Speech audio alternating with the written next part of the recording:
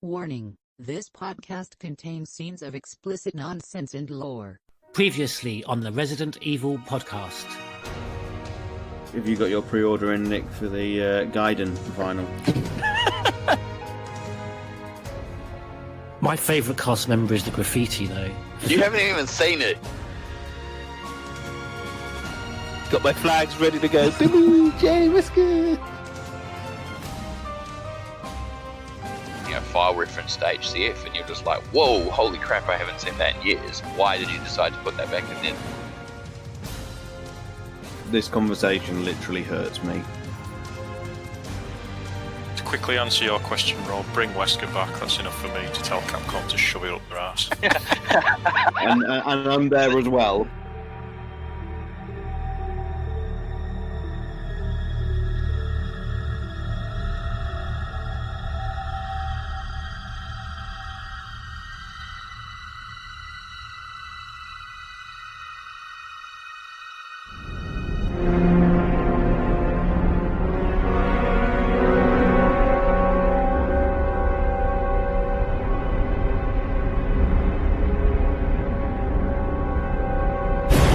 Resident Evil Podcast. Hello and welcome to episode 66 of the Resident Evil podcast, where our bodyguards also happen to sport very dashing orange and blue head visors, and here's hoping 2021 is a bit better than the year just past. I'm Nick, better known as Neptune, making the Meg look like a pussycat. Let's see who's joining us today. Riddle me this, who comes back after a break and systematically annihilates everyone in the quiz? It's the Batman. Hello. You're laughing, but this is the ultimate life form we know. It stars Tyrant. Hello. He has recently been restored by Peter Jackson and optimised with 4K with a stunning HDR picture. Oh, no, wait, no, that's something else. It's Romby. Oh, I was going to say, I'm looking better than ever. He may have a sweet home, but we know he prefers his residents to be evil. It's George Trevor. Hi, so pleased to be here to talk about Resident Evil 4. And when things get too tough, he likes to get out his slippers and send his Patrick into action. It's Mr. Spencer. Hello everyone, delighted to be here. Coming up on today's podcast, we'll be having an extended look at Resident Evil Village Showcase, bolts and all, and we then tread tentatively back towards Resident Evil 4, a game that is both equally beloved and criticised within the community. This is a retrospective review and analysis of this classic entry into the series. And of course, we'll be ending up with another edition of Neptune's Biohazard quiz. So let's start with the news.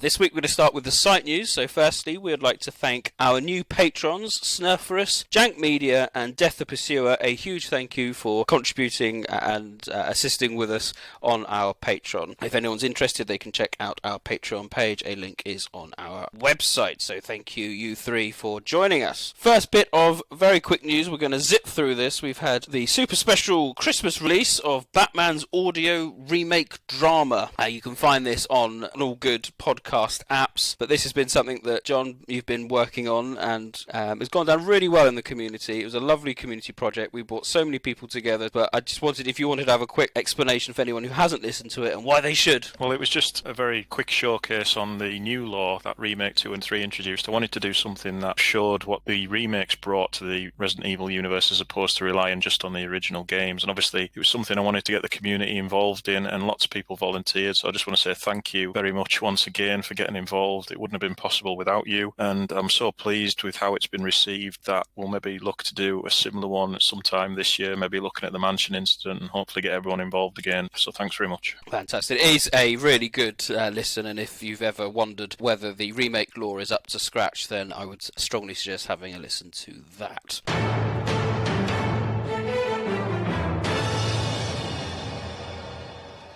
Final bit of site news very quickly. If you want to have a go at building my Lego advent calendar, then I've put together all those features into one PDF, which is available on our website. So if you want to have a go, download that now.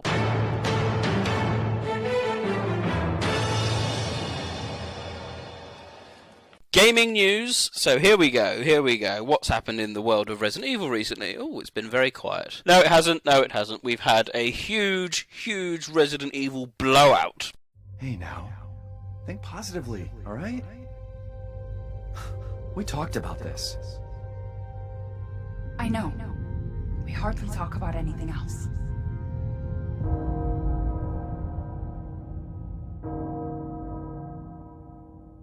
The castle there heralds danger. The bell tolls for us all. They're coming again!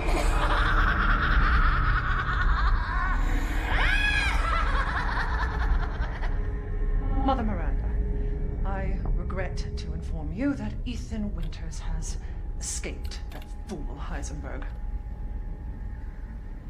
Because he is in my castle and has already proven too much for my daughters to handle. When I find him... No, Mother Miranda. Yes, of course, I understand the importance of the ceremony. I won't let you down.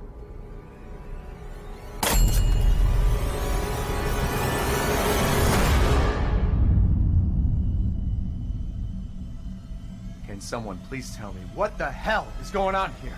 No. The place is full of nothing but blood and death.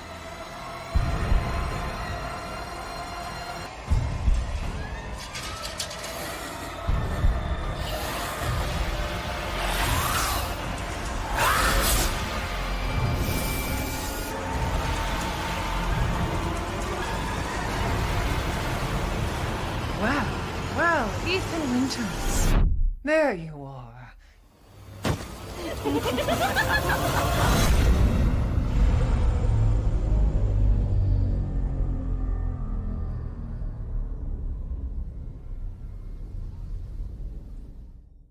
Who the fuck are you? Let's see what you're really made of. Ethan Winters.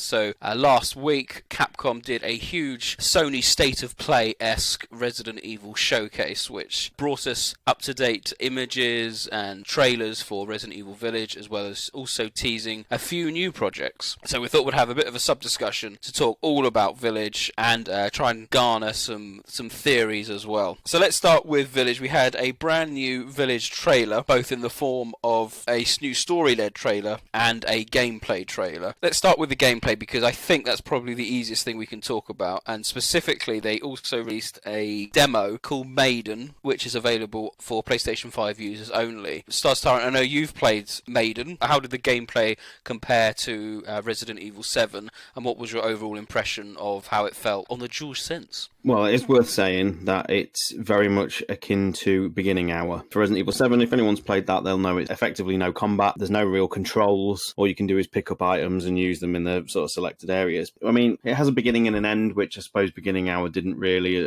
until they patched it in the later updates. I don't know whether the Maiden trailer is going to get any sort of updates to it. There's a necklace that people haven't figured out how to use, but just to talk about like the aesthetics and everything like that, it looks wonderful. The atmosphere is exquisite. It's a really intriguing setting. There's some beautiful throwbacks to the sort of Spencer Mansion, and that's probably the biggest compliment I can give it, is like the moments when you're walking, down the lavish corridors in very, very atmospheric lighting. For the first time ever, more so than anything in Resident Evil 7, I had feelings that evoked the sort of first times in the Spencer Mansion, to walk around like a main hall and not know where each door leads to. Whereas obviously the Beginning Hour setting in the Baker's plantation is very run down. This was like, it's like a palace, and it's really exceptional, really intriguing, really intriguing sort of setting. Really looking forward to playing some more. You finish it in about 5 minutes if you know what to do, but it leaves a very, very good first impression. With regards to the DualSense, however, there is no implementation of it in the demo, unfortunately. That's unfortunate, but perhaps expected at this stage. Perhaps they're saving that reveal for a bit later. Like I say, there's very little you can do, but there's enough for a little complete experience, I guess, and it ends on a quite awesome final stinger with the lady. I have to say, that stream that you did, Stars, was fantastic. I was watching that, and yeah, what you were saying, going back to this kind of Spencer Mansion-esque aesthetic that we had, and then just all the horror, but just such a beautiful colour palette. I went straight away online to see the prices of PS5s, and yeah, at least said about that the better. But that was a fantastic stream, and as someone who came to this series very much with Remake, and that really piqued my interest. This game, I just cannot wait to get around that castle. Did you get the impression that there was going to be a lot more kind of a survival horror type gameplay in the castle, whereas perhaps a more action orientated gameplay outside in the village? It's funny because the impression I've got from it, we're going to obviously go into Resident Evil 4 very shortly, and one of the things, and I've said this to to you guys on the Discords and things like that. The village section in Resident Evil 4 felt like, in many ways, the showcase for that title. You almost feel sad to be leaving the village and going into the castle. And obviously, in a retrospect sort of way, knowing what we know of Resident Evil 4, the castle is actually one of the more sort of laborious sections of the game to get through. I don't think there's many people who would say they prefer the castle to the village in Resident Evil 4. But what I can say about the brief little snippets I've played in Maiden and what we've seen in the trailers, it's going to be the opposite. I'm actually not going to wait to get out of the village this time and get to the castle as quick as we can, because it looks like the castle this time round is certainly going to harbour more of a classic experience, and I wouldn't be surprised if the village section, from what we're basing on trailers and what we know, is going to evoke more of the RE4 stuff. So they might they might strike a much better balance than they did in the game we're going to be discussing very shortly. What about in terms of the feel of it? Because it looked like it was very much in the Resident Evil 7 mould. If you've played Resident Evil 7, you'll know what to expect. Even though it obviously has a different setting with a much more lavish sort of environments, the photogrammetry has got a look to it that carries over, certainly in Village. So even though the setting's very different, it retains that kind of photoreal. But if you go too close to certain surfaces, the textures don't quite hold up as well as they could do. And it's that overall package is a wonderful looking game, but it has a look to it, which I think has been the same across all the RE Engine games, bar probably Devil May Cry 5. I was just going to say, one of the key points is that PlayStation 4 has been announced. Yay! And I did a slight reaction video to that on our YouTube page, which you might want to check out. But that would be interesting to see, specifically when the PlayStation 4 version comes out alongside the PlayStation 5 version, with just going what you're saying there, Sean. Is this going to be one of the areas where there's going to be that substantial difference in terms of the close-ups, or is it going to be more a frame rate issue, or perhaps, details that in the far distance, whether there's going to be the big issue? But we'll wait and see on that. But I think most of us are quite pleased we're getting a this-gen release. So if anyone's seen the Digital Foundry write-up that CVX freak Alex was actually on, Maiden demo doesn't even hold a full locked 60 frames a second at times, which is it's not a deal breaker, and it is worth saying it's probably based on a much earlier code of the game. But if the PS5 is already struggling with a non-combat demo, I think the thing that needs to be said, and I said this on stream, is that to avoid a Cyberpunk debacle, Capcom need to be upfront and honest and show this footage of the last gen versions. They can't let it just come out and it be a mess like what CD Projekt Red have just experienced, because the communities will tear them apart for it. They couldn't have Peter Fabiano just come on out and just say,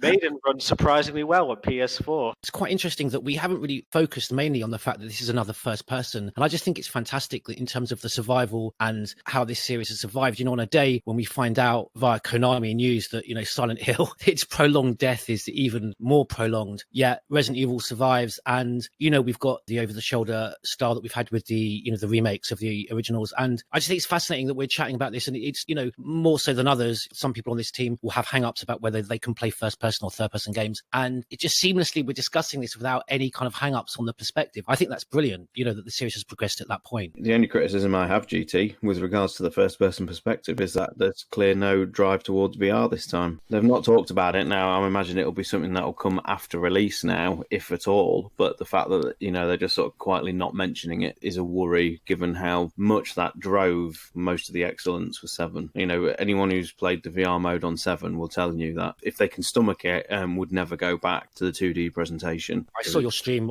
of the VR 7. It looked incredible. Yeah. It really is. It's one of those sort of turning points. And I was a big naysayer to VR before 7, and I'm just mourning the fact that at the moment Village looks like it's not going to support it. Rob, did you have any thoughts on the kind of gameplay elements of Village? I haven't got a PS5, but I've seen enough of it online and also obviously the reveal stuff. I mean, I'm interested to see more of the gameplay for the combat scenario, because there's obviously this idea of locking and shooting. So they've definitely thought about the fact that obviously there's a defensive mechanism that needs to be added in compared to 7, just to see how that kind of plays out. You've got this Resident Evil 4 inventory system and the crafting thing, and there's a combination of buying and selling material from the merchant in the new game. So it's a lot of the old systems being reinvented for a new one. I'm going to be very interested to see how this all works. But it also obviously does push towards that more action concept. I mean, if we're doing a system that builds itself around modifications, crafting, and inventory organization with multiple weapons, then obviously there's a certain level of action orientedness like 4. You could literally hear Nick crying out when he found out that the block button had been brought over from Resident Evil 7. I thought it was a new feature. Given how he refused to use it in 7 throughout most of the stream. How do you guys feel, though, about buying your weapons now that we know there's going to be another merchant mechanic as opposed to find? I mean, I know it's a challenge to earn the dosh to buy them, but rather than finding them through challenges, I'm not keen on that. During the gameplay trailer that we'll talk about in a moment, but one of the enemies does look like it drops items. Which makes sense. I think they should do like some kind of upgrade system where you can level up your character and there's skill trees and stuff like that. Yeah, I totally fresh and original direction that no other game has ever done. Yeah, Resident Evil's never done it. You've not seen it in Resident Evil? Yeah, I don't want to see it in Resident Evil. I love RPG elements in my Resident Evil. No, I don't. I love RPGs. I'm obsessed with Skyrim, but just for I want, the divisions to be clear. I want a survival horror experience, and I don't want that in there, no. I'm with GT on this. Like, it's fine to have skill trees in games. I have no problems about it. We don't need to changing up our character thing, unless it's a multiplayer mode or something where you've got different loadouts and abilities. Batman, did you have any comments on the gameplay? Have you liked what you've seen so far? Yeah, I thought the game looked great. I mean, it's it comes across really naturally as a proper successor to Resident Evil 7. I was really impressed with all the environments and the lighting and things like that. But obviously, as you probably expect with me, it was more the story hints we got in the demo that I was interested in, and the possibility that this was taking place in the late 1950s. That's a silky smooth segue into the next aspect I did want to talk about, which of course is the story and the lore consequences. I touched upon this in my video, actually. I am in so two minds about all this. I love Resident Evil 7. I think it's great. But I hear what people say when they felt it was a bit disjointed, and I've kind of said, as long as Village follows up on what's going on in 7, then I think that criticism completely evaporates. And then they announced Village, and we've got Ethan back, we've got Mia back. I was like, yeah, this is a home run. I am still a bit concerned that we are not getting a direct storyline sequel to perhaps Resident Evil 7, and by that I mean a follow-up of the Blue Umbrella narrative that kind of started off in a bit with 7 and Umbrella Corps, and trying to work out exactly where it's going. I've theorised that perhaps we're going to get an origin story of HCF, or the rival company, because this is so old, as John just said, and possibly because this demo actually takes place in the 50s, which is pre-Umbrella. I'm of the opinion that perhaps we're not going to get the Blue Umbrella storyline until Resident Evil 9. Do you not think, though, that narrative is going to be brought through with the Mia and Ethan story, and well, particularly with the entrance of Chris Redfield? I think it's going to lead into whatever they want with the baby, Rosemary, that they'll get it by the end. Baby will be saved. I think Nick is right. I don't think they're going to pursue Blue Umbrella, at least not really at the core of it. I think it's going to be about the origin of the mold, yes, where the mold came from, and that the connection sent HCF agents out there to recover the mold, and the Sunglasses guy is like the insider contact that got them a sample, and the focus is on the mold. I think they may touch upon Blue Umbrella, but it will not be the core of the game's narrative. I think that could be the twist at the end, because the baddies are going to be whoever, and perhaps it is HCF, because again that will link nicely in with 7, wouldn't it? Go in, and they are marketing this as like, want to play Village, make sure you've played 7 before. So again, I'm really hopeful. To me, this would all be great, except for the fact there's actually a large amount of Umbrella-based logos that match the Blue Umbrella-based logo. That's the only thing that tells me otherwise. Otherwise, I would 100% agree with you, Nick.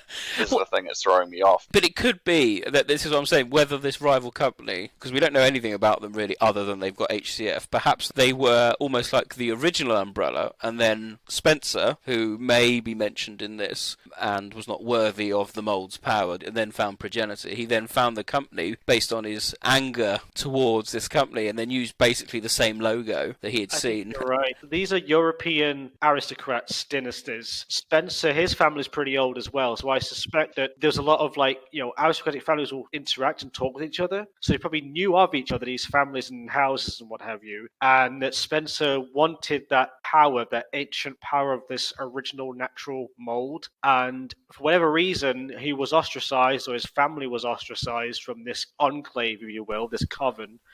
And as a result, he was like, fuck you, I'm going to go and make my own Secret to Immortality with blackjack and hookers, and that's what he did. He went off and found Progenitor. That was his whole his own solution to it. It's like, right, I'm going to find my own way, my own ticket. I think this game will explore the origins of the mold, and I think it's here in Romania. I think it's something that's underneath the village. I think it's obviously been there for a long time, and I think they are going to sort of do a parallel storyline with what they did in Resident Evil 5 with the Progenitor Virus and the Endopia tribe, because they used the virus for thousands of years when they ran their kingdom underground, and I think a similar thing's happening here. The key difference is I think the people living in the village over centuries have become exposed to the mold or whatever it is that's growing beneath them, and that is what's tainting their blood, and I think that leads into this production of this special wine that the Dumitrescu's are producing, and whatever it does, it obviously has life-enhancing properties, because Alcina Dumitrescu and her 3 daughters clearly haven't aged from the 1950s up until 2020 when we think this game is set. It has some sort of life-enhancing quality. This game is obviously pushing women as being superior to men. All the vampires seem to be women. I'm pretty sure the candidates list, the ones who adapt become the sort of the vampire type women who can change into insects, and the ones who don't adapt, I think, are the sort of scraggy looking zombie females we've seen a glimpse of in the gameplay trailer in the dungeon. Yeah. And likewise, I'm pretty sure the Lycan baddies will turn out to be the male inhabitants of the village. And I'm guessing the big werewolf guy with the axe is the sunglasses guy we see at the end of the trailer, because they're wearing practically the same clothes. He's carrying a pretty similar axe as well. So he's kind of got this Father Gascoigne from Bloodborne kind of thing going on, like a normal human, and he changes into a big monster. But the key thing, it's definitely femininity and, women, I should say, because obviously the baby is a key plot point and she's a female. Obviously all the D series and E series bioweapons are all female. It's not the first time they've done all this. If you look deep in the 7 files, it's largely feminine based, and as well, even with things like T Abyss, isn't it? If you're, I think, male and you're infected with T Abyss, you become ooze, whereas the females tend to become what they call, John? Sea creepers. Sea creepers, yes, and far more effective as a BOW. Everyone will say the same thing too with Code Veronica and Alexi Ashford. Absolutely, yeah. I think the Umbrella logo, obviously this predates Umbrella. I think you could be right, Nick, in the fact that I don't think this has anything to do with the original Umbrella, because like Rob said, the colours are inverted. I'm wondering if the Umbrella symbol itself has potentially been around for thousands of years or hundreds of years, and that's where Spencer's got it from. Or, the 4 houses that I mentioned on the pre-order map, I'm wondering if there may be investors in Blue Umbrella, perhaps. For origin families, I think it's interesting because it's this idea of Capcom being able to create this full circle of potentially this rival company being Umbrella all along, but a different type of Umbrella in existence. So you've got Dimitrescu's, Moreau's, Heisenberg's, and Benevento's. Yeah. Those are all 4 different European families, aren't they, John? Basically, You've got a local Romanian group, and then you've got German, Italian, and French. Yeah, and French. And yet, if you look at the pre-order map, they've all got bases in this village. There's Heisenberg's factory, there's Moreau's reservoir, Benny Vicio's mentioned as well. So all 4 of these houses have got some sort of base in this village, which obviously means this village is an important location for something. And I'm speculating that this is where the mold's origins do lie. Just on an aside, on that map, did you notice that reservoir lake thing has something in it on that map? There's a giant design of esque. And I'm thinking, oh no, not again. It's like an anglerfish almost, isn't it? Yeah. Interesting. Final point I wanted to make. Is there any chance that the family are going to be mentioned? Because they're, again, an ancient kind of, not ancient organisation, but, these kind of shady behind-the-scenes Patriot-esque organisation. I just wonder if there is an opportunity here to try and bring them into the equation a bit more, or am I really hoping for a story resolution that's not going to happen? Sorry. I've always got the feeling that Capcom are trying to sweep most of Resident Evil 6 under the rug. Really?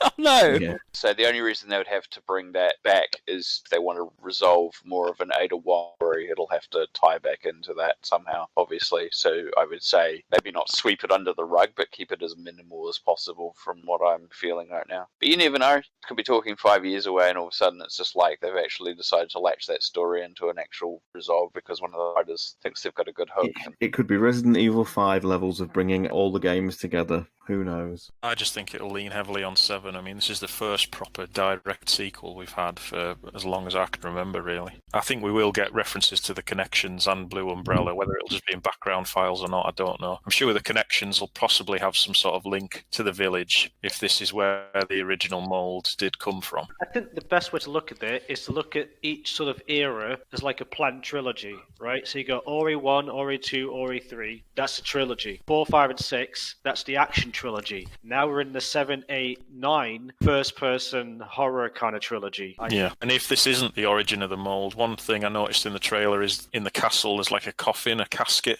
that Ethan's walking towards. So there could be some sort of ancient body in there, similar to maybe the likes of Veronica, and she might have something to do with the mould. The storyline to the stage was that as well, don't they? Find a virus in the Irish Giant. Irish Giant, yeah. And as for Blue Umbrella, we still don't know who Chris is working with. It says on the website that he's a BSAA agent. His squad that he seems to be with when he kidnaps the baby, they're all wearing unlabelled uniforms, so... Well, they'll be dead. Well, yeah.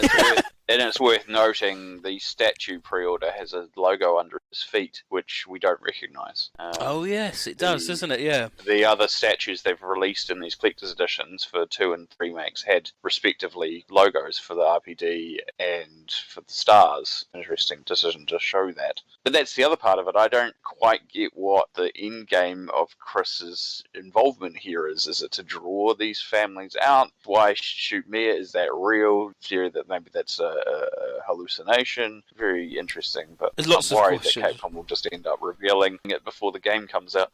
Oh, that's almost a given. We'll all celebrate accordingly when they do. But I wonder how much input we put into the general artwork of Chris, because he's got that kind of half and half look, isn't he, with half face then half a wolf. Is that just for marketing, PR? Are we actually going to see Chris not mutate, but perhaps turn at any point, or is that just to get the old juices flowing with speculation? Just a bit more symbolic in terms of whether which side he's batting for, because when early suggestions were that he may have gone rogue. Oh, I see. Yeah, that's good. Yeah, I see that. Completely agree with you. I think it's more symbolic in that Chris's sort of role so far is completely ambiguous. That, and I think it just ties in with the sort of mythology and folklore themes of the game with, the lichens and lycanthropy and turning into a monster. I don't think he's literally going to be infected and turn into a werewolf during the game. It's a metaphor. Yeah, pretty much. I'm all for metaphors. I feel like this little coven, this group, are worshipping, because you saw that imagery of the fetus, right? The icon of the fetus. And I suspect that the reason they took Ethan's daughter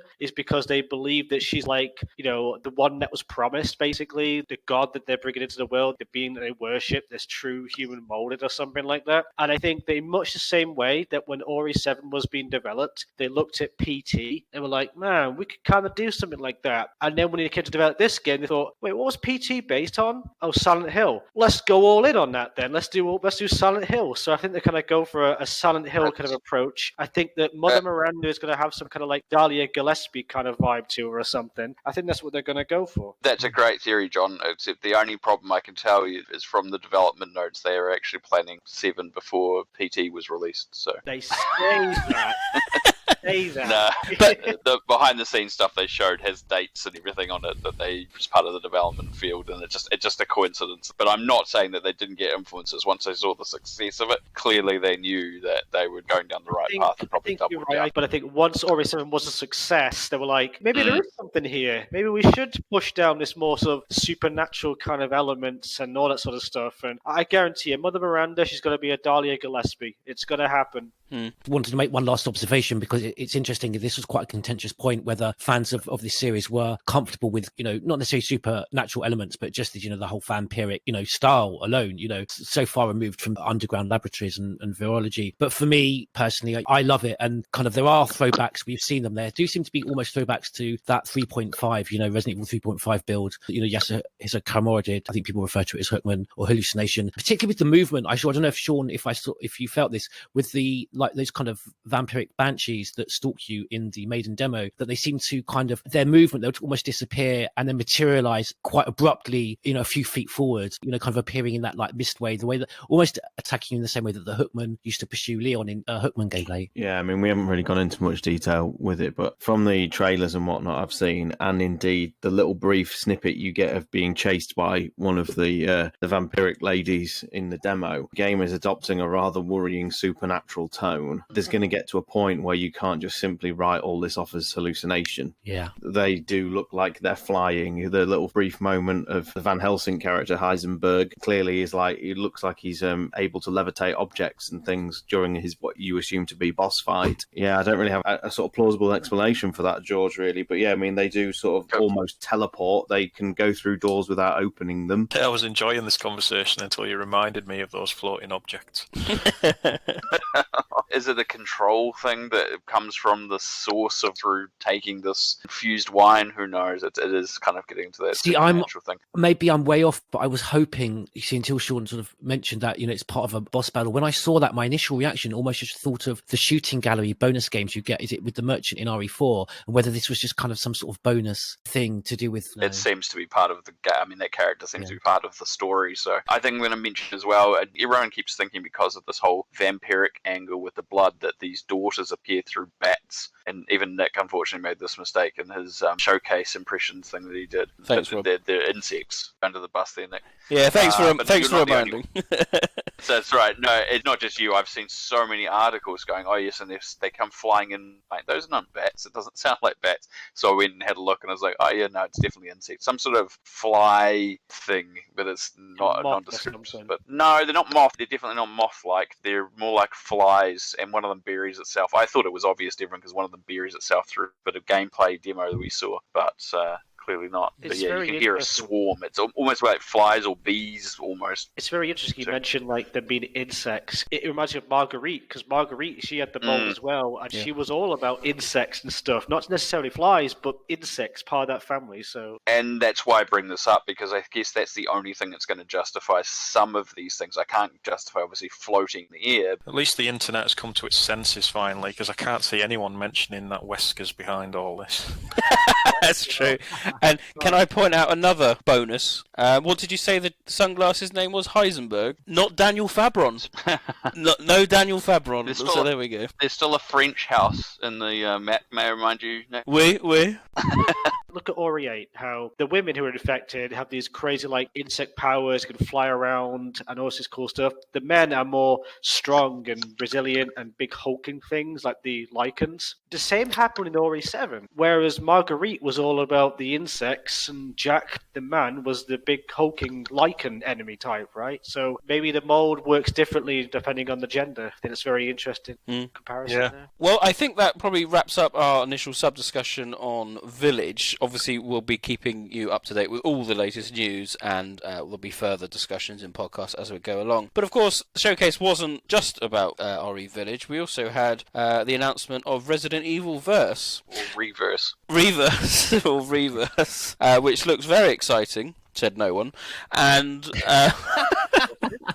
There's a serious point behind this, isn't there? This is how they chose to celebrate 25 years. It's extraordinary. Well, I brought up the fact that last time we had a 20th anniversary celebration, we got Umbrella Corp. And then Nick made the comment, Umbrella Corp's 2. And I was like, yeah, sure, of course. And then they announced this, and I'm like, wow, yeah, but he wasn't far off. The thing is, I want to point this out because I mentioned this to a couple of people. Even if you play this on PS5 or Xbox Series X or Series S, you are playing a PS4 and Xbox One game, because the game, even when it ships with the main game in May, it's a previous gen title, which makes me wonder, how long has this been in development for? Why is it a new game rather than an expansion of Resistance? It's a very weird decision making. And what's the focus of the game? And considering the short time they've supported Resistance, are people going to care enough for 6 versus multiplayer? Biggest question, because let's be honest, what's going to be the gap between Remake 3 and Village? It's going to be less than 12 months, and we're going to have 2 online multiplayer shoot-em-ups, which for all intents and purposes are very, very similar. As you said, they could have easily just supported Resistance, opened it up a bit, say you can do the 4v1 or you can do a 3v3, which I think this is what Reverse is it does seem very peculiar. Definitely. I don't understand it. I think it's a very missed opportunity. I think the better option would have been make this part of Resistance, allow people who have either Remake 3 or Village to still access the same servers, the same platform, and then after maybe 4 months, launch a standalone free version of it for everyone else who didn't buy one of those games at launch and play for free. And then they can make some money on some extra cosmetic microtransactions if people want to spend money on that. And I think it would have worked much better. It would have established a stronger base. I'm very confused by this decision making, but obviously it doesn't matter because at the end of the day, I've not seen pretty much a single person go, oh wow, that's exactly what I want anniversary. I really want to run out and play that game.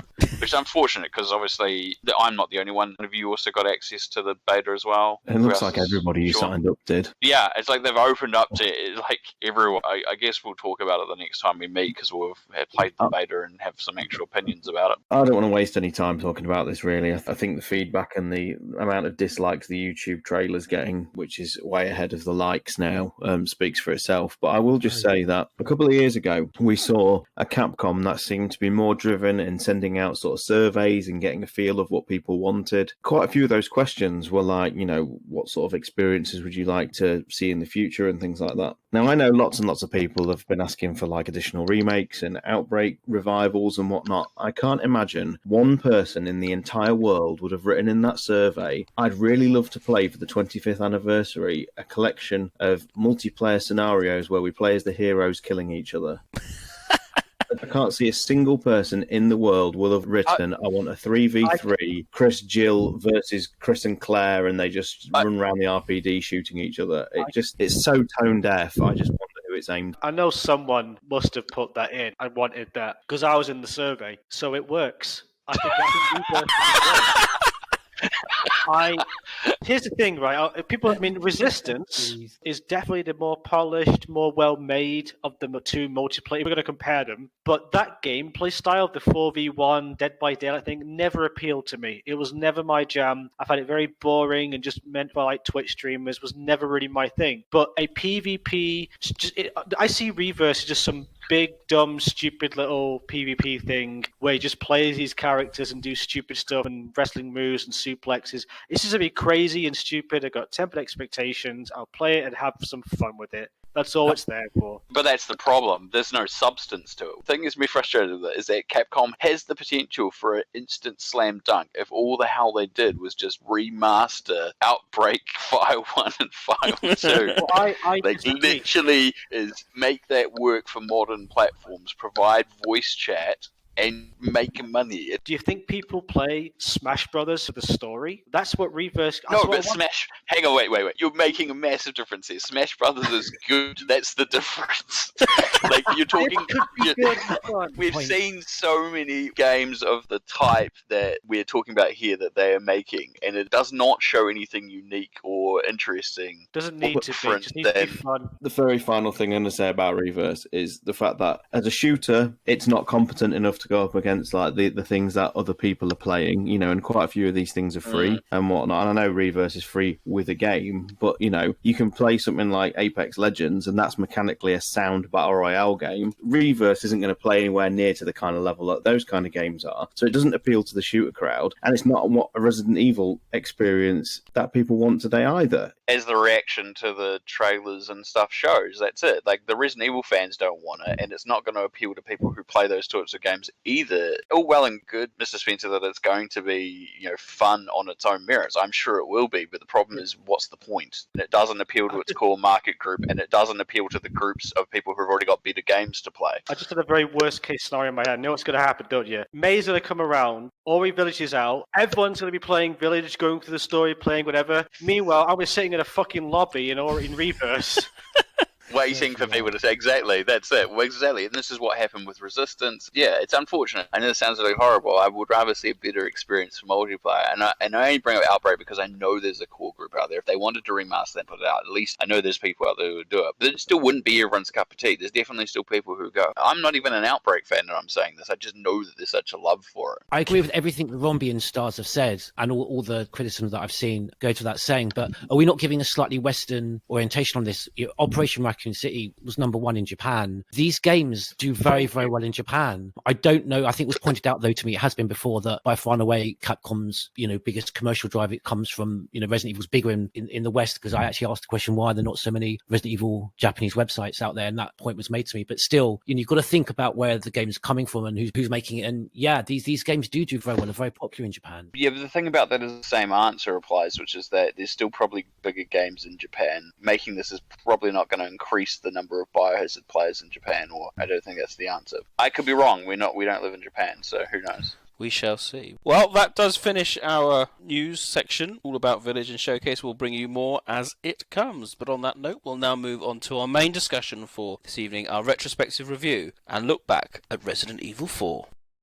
Is there anyone who can forget the events of October 1st, 1998, 6 years before now? It was a day that changed everything. A day in which the portion of territory was lost, of a country that had led the world through its military and economic might since the end of the Cold War. It was a day on which anyone could see how the world's framework, something that should have been very strong, was starting to crumble. On that day, the small American Midwest city known as Raccoon City disappeared from the face of the earth, together with its 100,000 citizens. This unprecedented disaster was caused by the T-Virus, a biological weapon that turned people into cannibal-like monsters. Now facing a city where most of its citizens had become zombies, and fearing a further outbreak, the U.S. Congress decided on a sterilization operation using missiles. For the first time in history, weapons of mass destruction were used on United States territory, and the entire city was cleansed in pillars of fire and blasts of hot wind, like the town of Sodom that suffered the punishment and fury of God. Umbrella Corporation, the culprits, were convicted by the hammer of an angry market.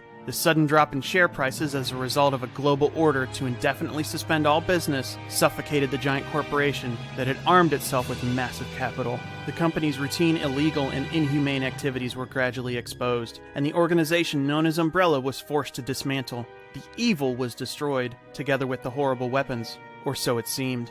However, those memories cannot be forgotten. There is no technology to go back in time and erase the events that happened in Raccoon City, or the fact that even the United States could be shaken to its core. Since then, terrorism became more common throughout the world. Even as it became stronger, pride and ideology came more into conflict with each other. Conflicts began to flare up everywhere, and people who had power and Umbrella were secretly active behind the scenes. The world certainly did change that day, as did the destinies of those people who made it out of Raccoon City alive.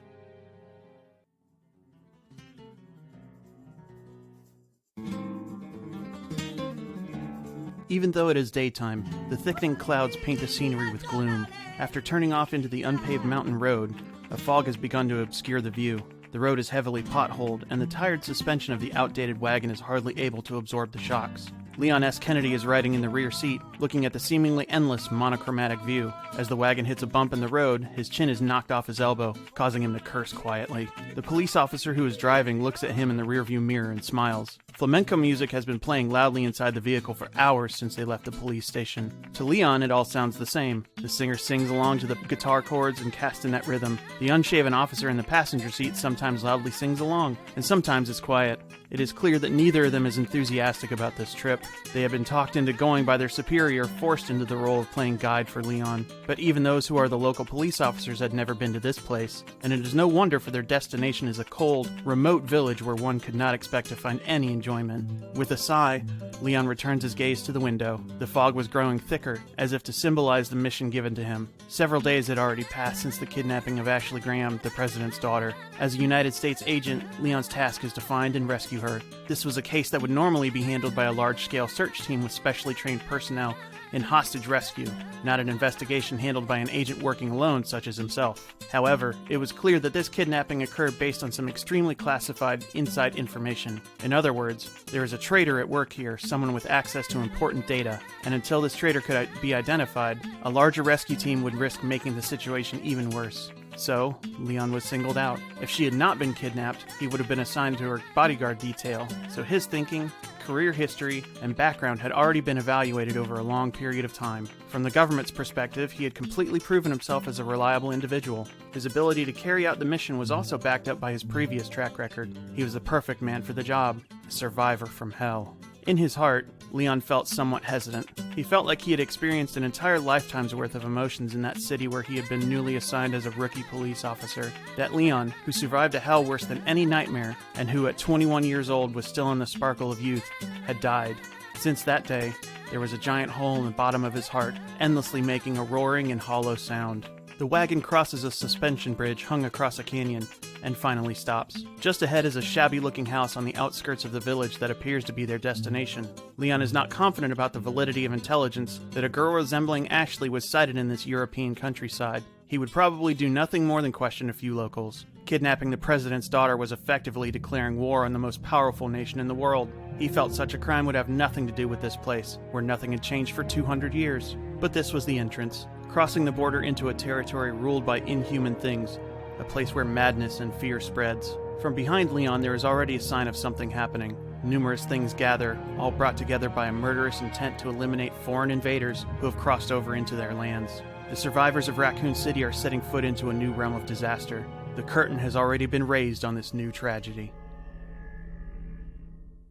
Resident Evil 4, my god, what a controversial title if I've ever seen one. Long in the process, long in the making. Resident Evil 4 came to epitomise a defining chapter in the Biohazard franchise, and what better way today to look back on it to establish, does it hold up today, what's its impact at the time, what's its legacy now, and with rumours circulating regarding a remake of the game, the question has inevitably arose, does it need a remake? Or is the old one still good enough? Considering it's been ported to how many consoles, I don't know. It's still effectively available on this generation of titles. So it's one of those games that divides opinion, is equally loved and sadly loathed by quite a few of the fan base. Not necessarily because it's a bad game, far from it, but because it's not necessarily a good Resident Evil game. And that's something we touched upon in our original review, which you can check out on our podcast channels. But what we want to do today was to look back on everything and just to see, has our opinion changed? We've all had a bit of a playthrough again on the many versions, and so we wanted to bring our thoughts together. So quick kind of brief introduction from everyone about your experiences going back and how you feel the game is considered in the wider both gaming and Resident Evil landscape. Sean, you've been doing a very public stream playing with the fan-made HD version. I say HD version, the HD-DD version, because it's even better than the Capcom product. How have you found going back to it, especially in light of, say, Remake 2 and 3, which arguably honed the over-the-shoulder controls better than any other game that came before it? In brief, RE4 is a game I revisit sort of once every 3, 4, 5 years or so. So it's never too far out of my memory. And I'm very fortunate, as I was explaining to GT the other day when he was asking me about how I was getting on with the controls, that I play probably as many retro games as I do modern games throughout the year and whatnot. So I'm very fortunate that when I play a game like RE4, I can turn a little switch in my brain that puts me back into how I used to play it back in the day. So the control issues and everything don't affect me. And as a result, games don't necessarily feel dated to me. So RE4 is always a relatively fun experience to go back to. I'm pretty solid with the mechanics and whatnot, and I've been doing it on professional mode this time, which has been a struggle, but we're getting there. I haven't quite got it finished in preparation for tonight. And my thoughts of the game really over the years haven't changed. It is controversial for all the reasons that we'll discuss. It's one of the most important yet much maligned games in the series. For every sort of way it's important, it takes a step back in the damage it did. And with all that said, and as I'll get into later, I wouldn't have the series without it. For all of its controversy, all of what it did, all of the things it did right, it put Resident Evil back on the map. The way it changed gaming by introducing the over-the-shoulder that made it, commonplace for things like Gears of War to follow and all that. I still wouldn't have the series without it. It was a turning point for all the right and wrong reasons. It's going to be a fascinating chat. Romby? Similar to Sean, really. I mean, obviously the development for it was so long coming to it, and I just remember being so excited. It was the first time I'd imported one of the games in quite a while, because you could do the swap trick on the GameCube. I got a action replay ordered in as well, so I could swap it out. And I remember sitting down the first day being super excited and playing through it and being able to do that at the same time everyone else was when it was coming out in the US. And I just remember really, really enjoying that experience, and I've never really disliked liked 4 every time I've gone back. There's definitely bits of it where I go, oh, not this section and not this thing. It's one of those games that's been very diversive in its history. At the time it was released, it was universally loved, it changed the franchise. Yeah, it's an important legacy game in the history of gaming. To me, it's lightning in a bottle. I don't think remaking it is going to improve it, but it will change fundamentally what that game is, and not for the right reasons. So, yeah, it's an important title, and I think that can always have endless debate. Mr. Spencer? I feel as though Ori 4 is just one of those games that was the product of a Faustian deal that was made between Shinji Mikami and some greater power. You know, he was struggling to try and revitalize the series after Code Veronica was getting stale. And it was like, oh, you know, I'll give you this great game that will revolutionize the game industry and games to come afterwards, and it will cement your legacy as the creator of this defining moment in the industry. But the cost that you must pay is that you will obsess over it in the years to come and desperately try to recreate that game and fail. And I think that's what's happened with Shinji. Even within 2, you know, he's trying to chase the white whale that is Ori 4. It really is, like Rumby said, lightning in a bottle. It's a once in a lifetime, once in a generation kind of game that not only revolutionized the series, but revolutionized the entire games industry and how games, you know, all these big, you know, Gears of War that spawned after it were all because of Ori 4. It's definitely a very unique game, very important game. Is it an amazing game? It's a good game, but it's a very important game. Batman? Yeah, I would agree with pretty much all that. It's a very decisive game, but first and foremost, despite what you may think about it, and I know certain sections of the Resident Evil community will always hate it, the fact that we're sat here today, you know, looking forward to products like Village and Infinite Darkness, etc., is thanks large in part to this game. Because the series, I would say, arguably, back in 2004, was starting to show the first signs of dying on its arse, really. Zero wasn't received as well as it should have been. The first Outbreak game tanked. You know, people were starting to complain about fixed camera angles, and Resident Evil 4 was such a refreshing change. I remember the media buzz at the time when the game was finally revealed. We weren't fighting zombies, it was something else. The perspective was obviously completely different, and it just revitalised Resident Evil as a brand. And, you know, I will always be thankful for that, because I think without this game, the series would have ended, you know, 7, 8, 9 years ago. I don't revisit it all that often. The playthrough I did this last week, the Village siege is still as effective as ever. Then I found it a bit of a slog, but I did sort of fall into my stride, and I ended up really enjoying it. And like Sean, I'm thankful it's part of the series, and, you know, future games have made the story elements it introduced a lot more relevant now. So it sits quite nicely in the grand scheme of things. So yeah, it's, for me, it's still a great Resident Evil game. George, your brief impressions? As much as I want to sidetrack this podcast into a 3.5 discussion, I won't, but that's how I came to this game, you know, eagerly awaiting the screenshots that I was seeing coming out that we were going to get that hallucination build. But I totally agree. We wouldn't be sat here now talking about this franchise if it wasn't for Resident Evil 4. I think it proves that despite any of the lows that we might bring up, gameplay will always shine through. I'm extremely comfortable with tank controls. For me, it's the camera shooting back to the middle all the time, because that's what prevents me from getting into the game these days. But at the time, I have very, very fond memories of playing many hours on RE4, apart from the extremely dull color palette, you know, browns and greys all at the beginning, which I think the atmosphere of the game suffers from slightly from that. I just loved it. You know, the siege in the cabin with Louis. There's so many highlights to this game that I can recall. And there are some, you know, the huge running statues. Yeah, there's some almost carry-on-esque elements to it that are ridiculous. But overall, I have such a huge soft spot for RE4. I wish a remake was nothing more than an HD remaster with a fixed camera so it doesn't shoot back to the middle all the time. And I think it would be perfection almost for me. I would put it really high up on my list of RE games. I think that's a really important introduction from everyone, actually. We've all cited the importance of the game in the grand scheme of things. So I think it's a good opportunity to flesh out what Batman was saying about where the series was pre-Resident Evil 4 and why it's held in such esteem. So we're not necessarily talking about the game into whether you like it or not. It's more to do with why it changed and what the series was looking like. So this is very much the impact it had at the time. I distinctly remember, this kind of links back a bit, I suppose, to when the series moved over to GameCube. And there was very much a lamenting on the PlayStation magazines and the PlayStation world that the series kind of left. At that time, it was Survivor 2, and everyone thought that was a bit of a damp squid going, oh, What an awful way to end the series. The thing about that, Nick, you've got to remember before that, you had magazine articles and interviews and discussions with people like Kaimaya who were like, oh yes, I'm making the sequel, it's going to come out to PlayStation 2. And the whole focus was going right back to, I think it's going back to early 99 when the announcements of the PS2 were coming out. Capcom initially said we're focused on making Resident Evil sequels for that console. So it's not even the case of what came out, it was just the expectation that 4 was still being worked on, and the expectation was it was going to come to that console. So once the announcement came that titles were coming to GameCube, they were getting a remake of the original game, and 4 was going there too, everyone went, oh, what?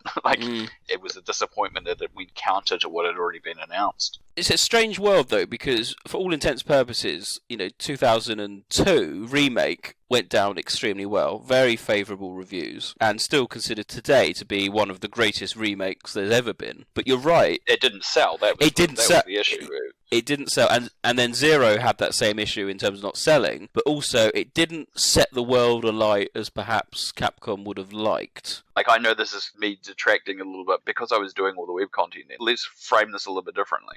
So Zero's issue is it fundamentally came a design point that still existed 3 years prior to its release. It was a game that was designed in 1999. Technology obviously changed, but the fundamentals of where it was set came much earlier. Like the idea that they started planning this game for the Nintendo 64 obviously had an impact on the final product. So the game that, while it came out in 2002, it was designed 3 years earlier. The PlayStation struggled to get traction, and as John specifically pointed out, like obviously it was getting long in the tooth for various reasons, for the fixed camera angles. The online game didn't exactly light the world on fire either. But the other problem is, and this is kind of an ongoing problem, is that when a lot of the games, especially on the PS2, became more spin-off titles, Dead Aim, Outbreak, Survivor 2, but at the time it was mostly a negative, because people who were used to those core games started going, well, I don't want to keep playing spin-offs, when's the next mainline title? And of course it never came, or it took ages, and it would get shown and then get delayed, and this is regardless of what platform it was on. So I think that's part of its legacy too, why it was so successful. Aside from being such a departure, people had been anticipating that damn game for 6 years at that point. So it's just lucky it was good. It was a breath of fresh air, it was a change. It solidified a bit more what they wanted to make the franchise and what Resident Evil was. I remember every week, news stories coming out, and the frustration of people interested, oh my god, when is 4 finally going to come out? It was so funny at the time. It was the Mikami, you're going to pee your pants trailer for the... That was the castle build though, wasn't it? That was the castle and airship build. Then that was being developed when they were doing remake. Then there's the hallucination build that we've talked about as well. So yeah, no, I was just going to actually ask one because I know he's quite up on kind of the dates of the development. Because I remember at the time when we were getting leaked screenshots of that build from Castle, at the same time, video game magazines, I remember were bringing up screenshots from Zero. I was wondering that both were being developed at the same point. Yeah, from my understanding, and I could be wrong, but I think the development teams were essentially split into two. The focus being predominantly on remake until that was mostly finished. A group splintered off and was working on 4 content, and the rest of the teams that were working would pipeline through onto Zero until that was complete, and then the remaining team, once that was complete, was all supposed to move over to 4. I think that's what I remember reading at the time. I'm not sure if it's 100% correct, but it would make sense. There's a lot of debate. If you remember the Biohazard remake website, they put up weekly videos when they were showcasing all the new stuff they were putting into the remake. So this is between 2001 and 2002, and every week they put up new videos, and one of them they did some test video stuff that they showed. They showed a fly through the mansion environment to show that it was fully renderable in 3D, and they showed off some environments that were pre-rendered, but they were new environments. One of them was a staircase with rain, and one of them was a fireplace that had gotten out of control, both from the castle build. Those are environments from the castle locations rendered properly in 3D as opposed to being 3D environments showcased like the game. And I've shown it on the Discord before, but you can see the shared assets. You can see the same chandeliers, the same fences, the same stonework, the same arches, and the stairs as well also appeared in the trailer with there was a fly-through camera going down the spiral staircase. Obviously not as in high definition as the pre-renders because they had all these visual effects going on, but this environment's being reutilized for that, and they were clearly part of that design. So it's interesting. Obviously the game struggled. They weren't happy with the castle build. That got a reasonable amount of time in development, and that thing collapsed. The hallucination build didn't get pretty much far beyond what we've seen. Didn't really really have much of a core idea other than main basics. And there was a discussion, there was another build that we've never publicly seen that was more traditional with zombies. Oh, that was just called Zombie. Zombie, and didn't get very far in development, and then they re-established that, and he took over, and again, even though he was reluctant to be director, to do the version we got in the end, which was basically throwing the entire thing out. But what we've got to remember, of course, is that Rob was at the forefront of the RE universe back then. Still is now, of course, but, running Resident Evil fan and not at all. New Blood, it was your finger was very much on the pulse back then when it came to development. But it's interesting because Resident Evil 4 is littered with its history and its different builds. The one we got, obviously, was the game changer. A strong sense of deja vu washes over Leon, and he shakes his eyes as if he were dizzy. A memory forged in the hell of this world that will never disappear, will never be forgotten. The tragedy of Raccoon City, where the dead flooded the streets and consumed everything in a continuous swell. The spectacle playing out before his eyes right now is like that same image repeating itself. A group of villagers screaming, waving their axes and sickles, and rushing towards him. He forcibly moves his trembling index finger with a reflex action sent from his brain. With the force of a fist, his finger presses the pad of the trigger, and a 9mm parabellum round fires from his weapon with a dry, cracking sound that echoes in the cloudy sky. It flies with precision, directly following Leon's line of sight. A second shot penetrates the shoulder of a middle-aged man trying to throw a hatchet at the head of the approaching group. The man staggers back and screams in pain, but only for a brief moment. Un forastero! The middle-aged man begins to advance forward again, turning his darkened eyes towards Leon and cursing with murderous intent. Despite deliberately avoiding the key organs, Leon's bullets were fired with an emphasis on stopping power, and anyone hit should be immediately overcome with pain and immobilized. Yet these people continue with an abnormal robustness only possible if their senses were numbed. In the first instance, Leon had opened fire with the intention of scaring this mob away. By assaulting their eardrums and subduing those who were leading the way, he attempted to bring these villagers, who for some reason had turned ferocious with a crazed group mentality, back to their senses. He does not want to kill them if he can help it. That thought is at the root of Leon. This is different from that time. Here, it is human beings he's dealing with. They are not zombies who have lost all rational human thought because of a virus developed as a weapon. Of course, trained as a United States agent, Leon is prepared to eliminate criminals and terrorists who harm innocent people without hesitation. If it means he can save endangered citizens, his spirit is robust enough to pull that trigger without a second thought. But despite the killing of one of the officers who accompanied him, the villagers here are still living a social existence. The weapons they carry in their hands were used as tools for work until just a short time ago. It is also an inescapable fact that here in this remote place, Leon is an outsider who has wandered into their midst and is not an advocate of absolute justice. This is why he wants to reawaken these villagers. All they have to do is regain their senses and pay for the crimes in accordance with the law. There is no point firing fatal shots here. Leon desperately wants to believe that, but they do not stop. Te voy a hacer picadillo! Even in the moment where the man staggered after being hit by the bullet, the chasing pack are not frightened at all and charge past the man, chasing down Leon. It is as if they do not care about being shot at all. Finally, Leon realizes. The look in their eyes is neither the excitement of deviating from their daily routines or the extraordinary fear of dealing with an invader. They are like the eyes of an insect that display no emotion, a quiet, meticulous intent to methodically eliminate territorial invaders, carried out in the same vein as farming and chopping wood. It is a madness that is never awakened from. They are not just a mob. Hunting and killing strangers is part of everyday life for these villagers. Realizing that his warning is being ignored, Leon turns on his heels and starts running. As he tilts his head, he feels a gust of wind from behind as an axe flies past his ear, embedding deep into the front door of a nearby house. Without slowing down, he quickly checks inside. In theory, it seems foolish to stand in a building, but the secure structure of the surrounding walls is already in his mind. As soon as he recognizes the existence of a ladder, he jumps inside and runs upstairs before the chasing villagers reach the entrance. Looking out through the window, Leon is once again hit by a strong sense of deja vu. Villagers, regardless of gender, were gathering their weapons of choice. They approach with a uniformly hollow expression, reminiscent of the horde of the dead who marched through Raccoon City 6 years ago. Leon is coming to realize the boundary between that day and this is becoming blurry and beginning to merge together. There are soon signs that someone is climbing the ladder. Suppressing the urge to move immediately, He lingers long enough to attract a flock of villagers, then his trained body leaps out of the window and lands on the roof of the neighbouring house. That should have broken the siege, but in the immediate vicinity, a throttle starts up an engine that makes a writhing growl. Turning around, Leon sees a man running towards him with a large chainsaw used for logging. His head is covered with a burlap sack, and only his eyes glare through the holes. He is desperate to chop up his prey. The only way to survive this encounter is for one to kill the other. At that moment, Leon points his muzzle between the two holes and fires.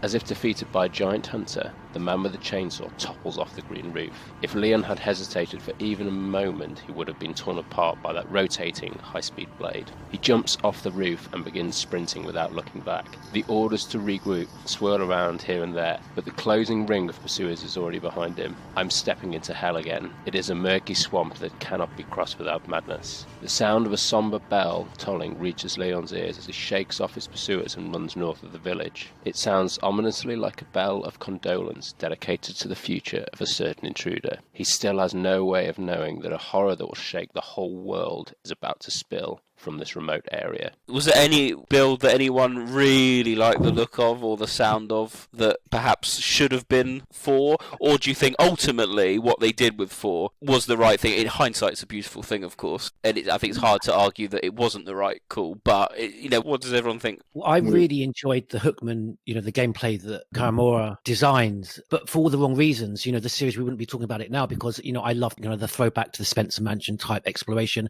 I thought it was very ambitious, and that kind of almost proved to be its downfall with the technical limitations between two worlds, the hallucination world that had that blue filter over it when the Hookman appeared. And I thought that was very interesting, the way that you had the different perspectives, and perhaps things that you collect in the normal world, you'd do something in the kind of the hallucinatory world. George, I was going to say that it's quite relevant to throwing in those Silent Hill references. The game that's just coming out for the Xbox, that was at the Medium, has got the two worlds concept, and even they were like, the only reason it's only coming to next gen consoles is because they are struggling to get that idea to work on previous gen. And it's the same about two worlds coexisting, being able to transition anything through. So it's a technical bottleneck that obviously still exists even now with the current technology. That was another reason with the castle version, was the technical problems they were having. So if you remember in the trailer, there was the almost Ouroboros-like creature that you could see and it obviously inspired that design, I think, in 5, but I think that was a technical issue as well, trying that on screen with everything else going on. The other thing I haven't mentioned, and this is for you guys to talk about, is the one consistent thing between all these builds, even including the final release, and the one game that came out of the original plan for 4, which was Devil May Cry, which is a castle. There's a consistent theme of always having a castle interior. Because of the research trip they did to Spain, all that sort of stuff, it's all very influenced by that trip that they took. So that's the one consistent that all of these games have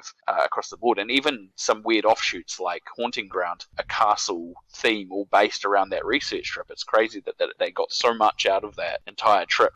Several games basically. Well, didn't that castle build, we can fall down the rabbit hole with this, but that isn't ultimately what Devil May Cry became. No, it was an earlier version. It was supposed to have Leon, but then there was like a twin brother, which obviously turned into Dante and Virgil. There's work which gets pointed to a lot on the HD collection. There's a very early artwork of two babies sitting in like a dish with the umbrella logo sprawled over them. Yeah. It was called Tony originally, wasn't he? Tony. Tony. Yeah. Regroup. So there was this whole thing going on with that, and the idea came too action-oriented that they went down the path of just going, let's redesign this into another game. But the environments definitely invoke the Lost in Nightmares DLC for Resident Evil 5 has influence from the unfinished Resident Evil 4 builds. So it's something that obviously had a huge impact on the legacy of the game, ironically, was the original planning that went into the first version. Still stuck around through every iteration and numerous spin-offs. So yeah, I didn't even think about that until you mentioned that comment, GT. Sean, you were going to comment on what build you had your eye on. I think we'll all mourn, what the sort of storyline was for the Progenitor build, because obviously at the time, the Progenitor had just been recently introduced for the first time in the actual core games in Code Veronica. And then the 2002 trailer was like, the cradle of the Progenitor Virus and all that. And I think we'll always mourn that build never coming to light just from a story sort of point of view. Whether the gameplay would have been revolutionary as the final game? Probably not. But that, again, there's a benefit of hindsight is we'll never know. You know, we will never know the direction or the pathway that these series went through. All I can remember is, I think the first time the news of the final build broke, I think was in a magazine. It might have even been a Famitsu that people translated. And I remember being on the REH forums at the time. It was a total meltdown at the prospect of like zombies not being, you know, the main enemy in the game. And I remember that was one of the biggest takeaways, was the fact that, you know, this magazine article, and I remember the scans. I remember seeing the scans now. And, you know, it was set in Spain. It was going to be outdoors in the daytime, and it was the zombies are totally gone, and your new enemy will not be Umbrella. And I just remember trying to moderate the wave of hatred. So are you saying, Sean, that the RE community had a meltdown? Yes, absolutely.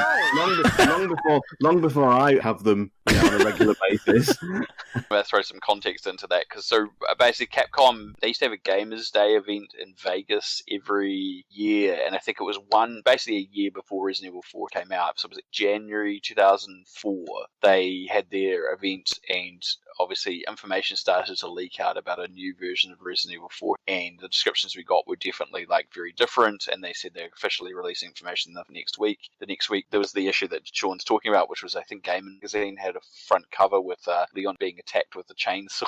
And it was a big deal. And I think then about the day after Capcom officially released the video footage online of the trailer and everything. So yeah, there was a lot of like, this isn't zombies, this isn't my Resident Evil. Definitely something you've definitely heard When since. do enemies chase you with chainsaws and now a staple. These aren't even zombies in their dimension; they were parasites. They definitely said they're like a parasite. Parasites. What does this have to do? You know, like, it was not a happy reception. But the thing that helped it work was the fact that I think they had the gameplay demo, the one that ended up being shipped with the Famitsu magazine. I think that was playable for people at the event and to press, and the press loved it. Everyone who tried it was like, the game is amazing. I think it was the positive comments about the game that got some people to go, maybe this could be okay. Like, the one other thing about it is that it definitely confirmed the bet that they were ignoring Umbrella, and I remember that caused a huge thing.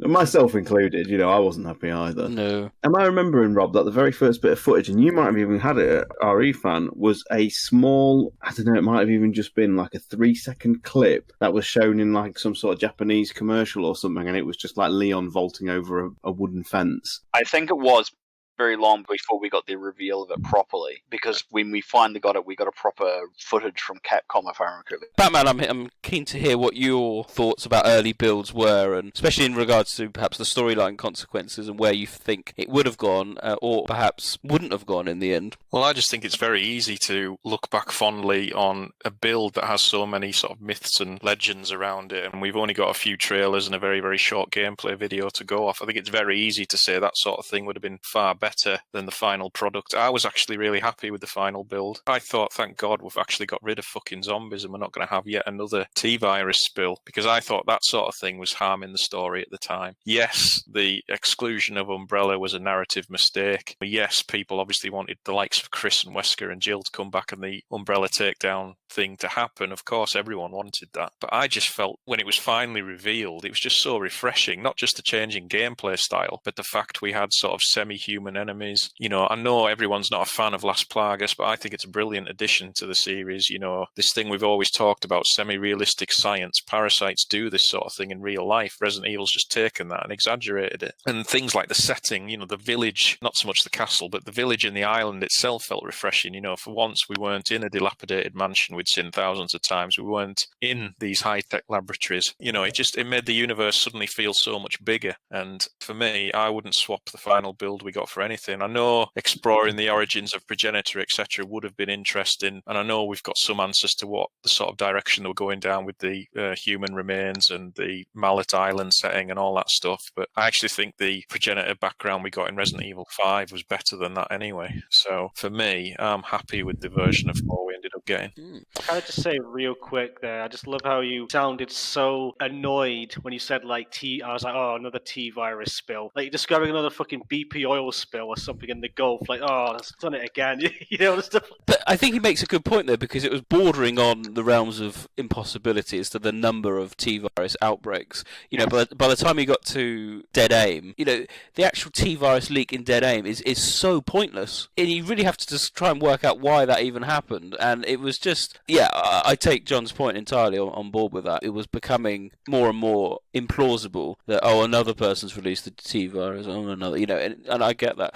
Okay, so that's a nice little kind of debrief back in time as to the kind of setting, as it were, of the game and where it was leading up to. And we've also touched upon when it was released to the world and what the community reacted like. So let's talk about when it came out. So we're going to have a quick touch upon your review, if you like, at the time. So when you first loaded up that disc and you hit play and you completed the game for the first time, what was everyone's initial view, if you like, of the game? I'm going to start because I have this very, very vivid memory of playing Resident Evil 4 on the GameCube, because I was very excited about getting a GameCube, playing all the new games, and like so many people, the village setting was incredible, and it was a different type of horror that we hadn't experienced in Resident Evil. That kind of slow build-up tension and the kind of jump moments were very much gone. It was now bang, bang, bang in your face, and then all hell breaks loose by the bonfire. Then Dr. Salvador turns up as well, and you are absolutely bricking it. And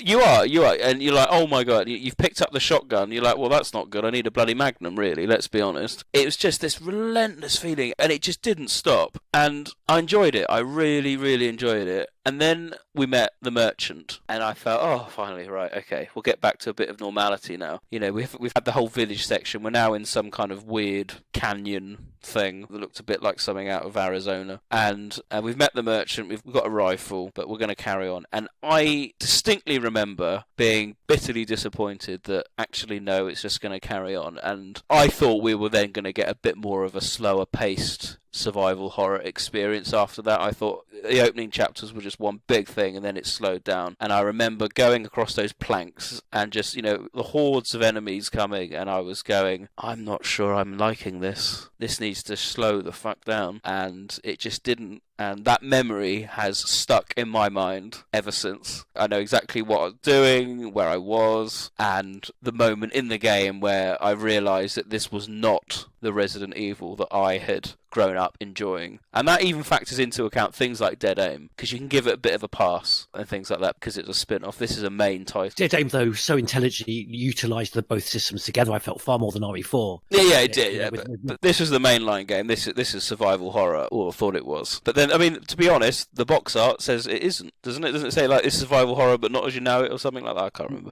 Oh, no, it says this is not survival horror, this is survival action. I think was a tagline somewhere along the line. So I do have a bit of a love-hate relationship with the game, in the sense that that disappointment just rings true for me throughout the game, that it wasn't what I expected. But it's not a bad thing. I'm very, very similar to Unique, and listening to you talk, though, almost sounds to me it's more like describing my experience with Resident Evil 5. And I feel, you know, at the beginning, huge disappointment that I didn't get that hallucination gameplay and the scenario that we saw Leon in the castle, even more than the lore. I wasn't so much into the lore at that time. But the thing that gets me past it, and I totally agree with you, that huge disappointment, this is not the series I grew up with. This is not what I want my Resident Evil to be. But far more for me than with Resident Evil 5. 4 still has these real highlight moments of placing you in it with a lot of combat. A lot of enemies, pursuing you. But just the setup of those scenarios for me kind of just skew it more to a survival horror or just a tense feeling that I don't get with RE5. So, you know, you've got the setup in the cabin with, you know, Louis, and it's just relentless. But I don't know, it just seems to evoke a lot more tension. And I don't know, for me, just survival horror elements than 5 does. Although, again, for me, this was a very painfully linear game, and the puzzles, again, that we're cursing, like the RE3 water sample puzzle. But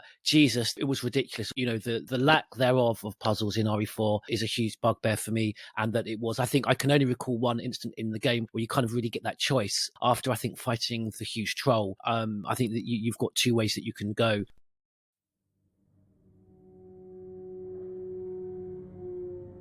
The news that the extraction helicopter was shot down by someone came just as he was about to leave the village with the rescued Ashley. We are preparing the next helicopter right now. In the meantime, head towards the initial helicopter landing zone. The operator, Hunnigan, relays her instructions in a clerical tone as if she were here alongside him. Of course, she is just another stranger and not a direct acquaintance, but Leon is rather grateful for her unemotional response. At all times, the supporting role must present the impression to the agent in the field that they are watching and analyzing the situation calmly, even if the situation is desperate. It is easy to imagine the chaos at command headquarters. The crash of a helicopter that should have been top secret meant that information is still being leaked from somewhere. It is still unknown if this is the work of an inside informant, or whether their communications channels are being monitored. He likes Hunnigan, who does not shy away from providing him such information, yet the hope for their survival draws increasingly thin. Unexpected events are occurring in this remote village. No, this is unpredictable territory, the same madness and immorality as the events of Raccoon City. Leon has already witnessed a strange sight. A tentacle-like object had emerged from the neck of a villager who had lost his head and should have been dead. It grew several tentacles like a mollusk, and the tip was hardened like a metal blade. It attacked Leon with a clear intention to kill, and all while somehow manipulating a human body without a head. It is a life form that makes no logical sense, an ingenious parasite that lurks inside the bodies of other organisms, hijacks the central nervous system, and controls its behavior. This was something that conventional biology could never explain. But Leon understands. He can accept this crazy situation as reality without dismissing it because he is the one who survived a city of hell in doing so. Zombies were not the only thing in Raccoon City. He was chased by more unusual, more hideous monsters who blocked his path many times. Yet Leon overcame them all with his humanity, and that is why he is alive today. Therefore, his spirit never gives way to fear. He has built up a strong will to confront unknown horrors that is necessary in unimaginable predicaments. Even the bravest soldiers who have survived countless battlefields would not match Leon's viability in this current situation. He is one of the best in the world to deal with abnormal situations, but he believes this mission will be difficult. What he must deal with, that is, the mysterious organism that has possessed the inhabitants of this village, is extremely formidable. As far as Leon can tell, the parasitized humans seem to exert tremendous vitality. Perhaps they secrete substances that numb pain receptors and amplify the metabolic functions of the host, but they can take several bullets and still get back up without a care in the world. A gunshot to the head, usually proving fatal for a normal person, does not lead to immediate death here, because the human brain now only plays a secondary role. But if this brain function is compromised, the parasitic organism lurking in the torso is exposed as a sensory organ and resumes activity in a more ferocious manner. He cannot compete with such a monster without packing enough firepower. What is even more troubling is they retain their social skills as human beings. Despite being invaded by a foreign life form, the villagers continue their lives as humans to a somewhat unnatural extent. It is still possible for them to communicate in complex languages, a trait unique to humans with strong solidarity. A swarm of monsters that have heightened physical functions than regular humans, yet act with human intelligence and in a completely organized manner, making them not afraid of death. It is a group even Leon cannot help but be terrified by. It is an immortal army that surrounds he and Ashley, rising from the bottom of the earth. And the hair-raising hallucinations he experienced a while ago reappear in his mind. An image of something deadly clinging at his heart, a tiny dominator being born and crawling under his skin with many tendrils. It releases an unholy venom and transforms what was Leon into another creature. That tentacle writhes where his head was, like the needle-shaped parasite that bursts from the belly of a mantis. It unfolds in a nauseating dance. He suppresses his sudden terror, cutting off the scream building in the back of his throat and shakes off the vision. However, over time this illusion will become a reality. Leon and Ashley have been implanted with parasite eggs by the Los Illuminados cult, the hosts of this nightmarish feast. And perhaps they are already hatching. They are beginning to take hold in order to turn them both into puppets. Even if they can escape from this village, they are still done for if they cannot get rid of the parasites. If the Los Illuminados are using them as a tool of control, there must be a way to remove them. Yet it might be impossible once they mature. Somehow, in this desperate situation and with limited time, he must find a way to get rid of the parasites and secure their escape. He closes the communicator and looks up at the dark sky with the rain coming down. Leon? She attempted to show authority, perhaps because she was the daughter of a VIP, but Ashley's voice trembles as she looks up at her rescuer. Her voice reminds Leon of events on that day, 6 years ago, and he is inspired by the memory of his efforts to save a little girl who was infected with the virus. He has the experience to get through this, and knows that resignation is his greatest enemy. He smiles inwardly, and he knows how reassuring this little look can be. Silently urging Ashley on, they begin to cross a different bridge to the one already destroyed. I will protect her. From the cult, from that foul parasite. A quiet fire is lit in the inner cavity of his heart, and this indomitable flame will never be blown out, and will melt through the darkness of despair. Let's try and balance that slight negativity out. As the kind of initial view when you first played it, was there a more positive view from anyone else? You're right about the village siege. It was terrifying, wasn't it? But it was a different type of horror than what we're used to in the first few games. I mean, you get the nice little intro where you have a few enemies to take out as you're making your way towards the village, and you spend that time getting used to the new perspective and the new control system, etc. And then when the village siege starts, you're just like, fucking hell, this is relentless. I don't know how you guys felt, but the very first first time you played, I know it had been shown in trailers and whatnot, but when you're physically playing it and Leon hides in the building and all of a sudden you're surrounded and they're suddenly banging on the windows, you hear the chainsaw fire up outside and then you hear the window smashing upstairs and you just think, fucking hell, what am I going to do? I mean, that was absolutely terrifying. I remember that first experience like it was yesterday. But then, like you, Nick, the experience became a bit samey throughout. I was expecting when you got to the castle, it was going to change into your sort of 3.5 experience. It was going to become more horrifying. It was going to be a proper hub area like the mansion, like the RPD, but it just wasn't. But there was many standout moments in that game, which many games have copied since, like the cabin siege with Luis, like George mentioned. How many times has that been replicated? Even in Resident Evil alone, we had it in Resident Evil 6, Revelations 2, and you could argue none of them were as effective as Resident Evil 4. And likewise, some of the quick time events, the knife fight with Krauser was superb. You know, it was so revolutionary at the time. I mean, we all hate quick time events now, but back then. Has quick time events ever been employed in the way that it was in that fight? The way that it kind of builds up and the stages? Because I loved that event, and I'm not a fan of quick time events. Yeah, and I'm not either. But, you know, you had a real sense of achievement when you came through that fight with Krauser. It was like you'd actually fucking beat him. I liked that Krauser fight. It was like a Metal Gear Solid boss fight, that was, which I enjoyed particularly. Yeah, but there was some horror elements to the game. Like, I think the game really goes up a notch when Leon regains consciousness after fighting the Del Lago, when it's nighttime and it's raining and it's thunder and lightning. When you go back to the village especially, you know, there's good elements of horror there as well. And can I just say very quickly, building what Batman just said, I really sticks in my mind horror element is, you guys will tell me, I can't remember, you're approaching a particular location and it's like a mini cutscene and there's just one lone Ganado walking towards you and then the Plaga just suddenly, you know, his neck does that really creepy, almost Silent Hill nurse type skew with his neck and the Plaga kind of bursts out. That's the scene that John's just talking about with the rainfall. You've just woken up in the cabin after the Del Lago thing and you go through towards the dam you have to close. That's it, yeah. And I think there might be lightning. Yeah, no, that's a great scene. Stars turn? My initial reaction was quite similar to, if anyone caught the VR RE7 stream, toward the end I was making a joke of like literally searching for the lore. And I remember once you'd got to the island, you felt the game was starting to wrap itself up, and unfortunately it goes down too many action avenues and things like that. But I do remember distinctly thinking, like, where is this lore? I get the fact that the series is trying to do a bit of like a storyline reset, but it's got to give us more than what it has. And I remember being like crippled with disappointment, you know, by sort of like having to come to terms with the fact that they're moving on from Umbrella. Fair enough. That's clearly what they want to do. They've erased them in the opening, you know, few lines of the opening movie. But then by the end of it, by the time you finished not only the main campaign, you've had a couple of name drops from Krauser, and then fucking Wesker turns up in the assignment Ada ending to basically talk about bringing back Umbrella, and I'm like, well, what the fuck was the reset for then?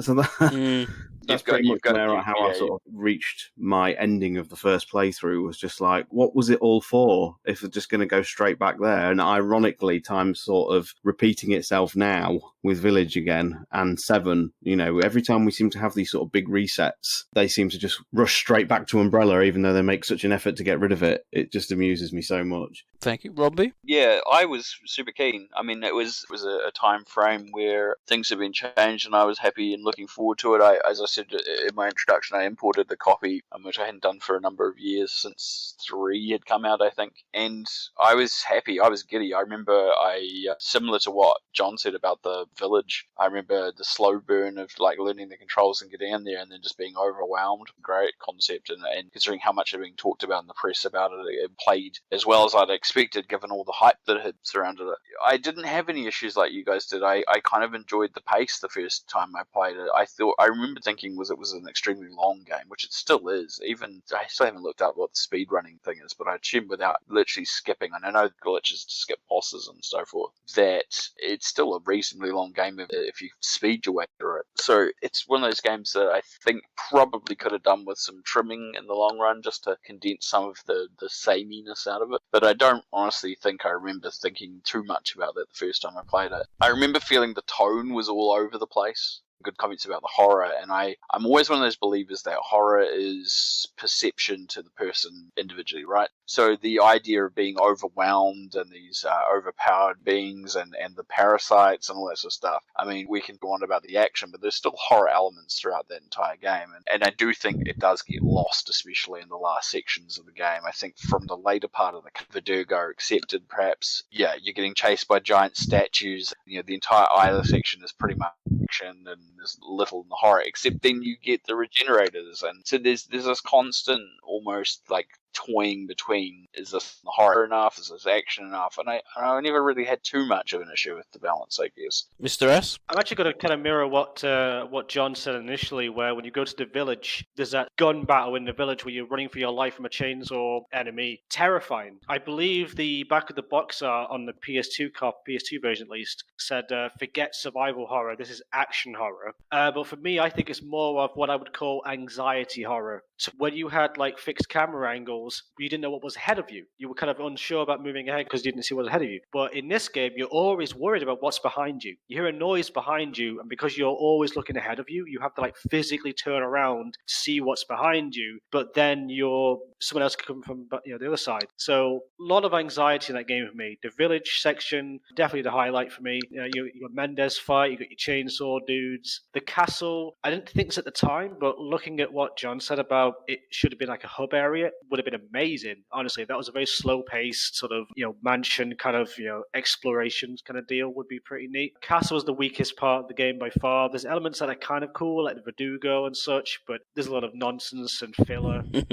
I like the island. You got your lab. If anyone says Ori 4 is not scary, fucking regenerators, dude. When you go in that fucking little lab area with the freezer room or whatever it is, and you get that infrared scope and you're trying to get to it, and then something drops down, and it's like, man, it's crazy. It gives me a lot of anxiety, that game does. That music and the breathing sound that goes with them, still gives me chills. It was a great baddie. If I could put a theme music to anxiety, it would be the regenerator theme. You just hear that playing and there's no enemies around you in real life. I think, though, that's one of the frustrating things, and I think, from my point of view, that showed really good survival horror, because he only takes, 4 hits or something, a regenerator, but you had to get it perfect. You had to use the scope, you had to aim your rifle at exactly the right point, and they got really close, and they were deadly. And there's just not enough of that, because you'd go, oh, this has been really good. That whole lab section was, as you say, quite terrifying. You also had the kind of nice jump moment with the fire Ganado coming out of the oven. You're like, okay, that's good.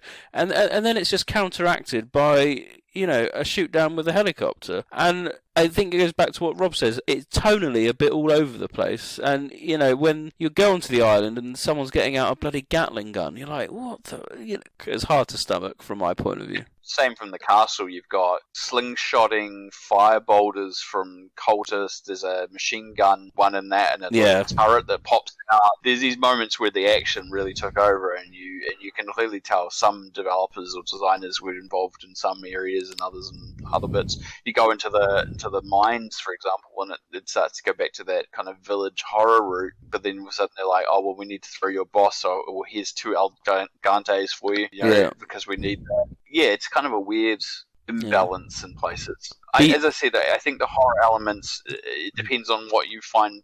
Panic is still horror, the whole village siege. And what's the name of I've completely blanked right now, the enemies that can't see and they've got the long claw? Garrador, thank you. The Garrador is, to me, are really tense fights because most of the time they're in closed spaces and you've got all the other enemies around you and they keep dropping down. And if you get too close to the doors, the guys can hit you from outside the doors, so you have a limited amount of room in there. I find that scary because I find that really, really tense. I find that really hard to deal with, especially on Pro. It's one of those things that, those elements do exist there, it's just finding them. But there's other people that come to the opposite, so who are like, I didn't want horror, I wanted that tense action-y feel. I liked the machine gun platforms. I loved running in a quick time event from a statue. There are people that love those parts. I'm sure they're listening to this going, yeah, that's me. I hate you guys. I think you've got to go a long way to find someone that likes Stone Salazar. You raise a good point there, though, Romby, because when you talk about people not knowing what they want, and I feel like the Ori community is like that Simpsons episode where there's itchy and scratchy panel of all those kids, and they're like, okay, so you want to have a serious, realistic realistic, down-to-earth show with crazy and outlandish elements that don't make any sense and stuff like that. Yeah, that panel of kids with, like, Ralph and Lisa, that's the community, that's us. I don't know who's to blame for that. This means that, like, the problem is there are people in the community that are totally like that, and there is a bit of back and forth. What is this franchise? What do we want? What don't we want? And then when a game is so tonally inconsistent as Resident Evil 4, but then you seem to like it, of course they're going to be like, oh, we're going to do more of that. And that's how we get something like Resident Evil 5. So.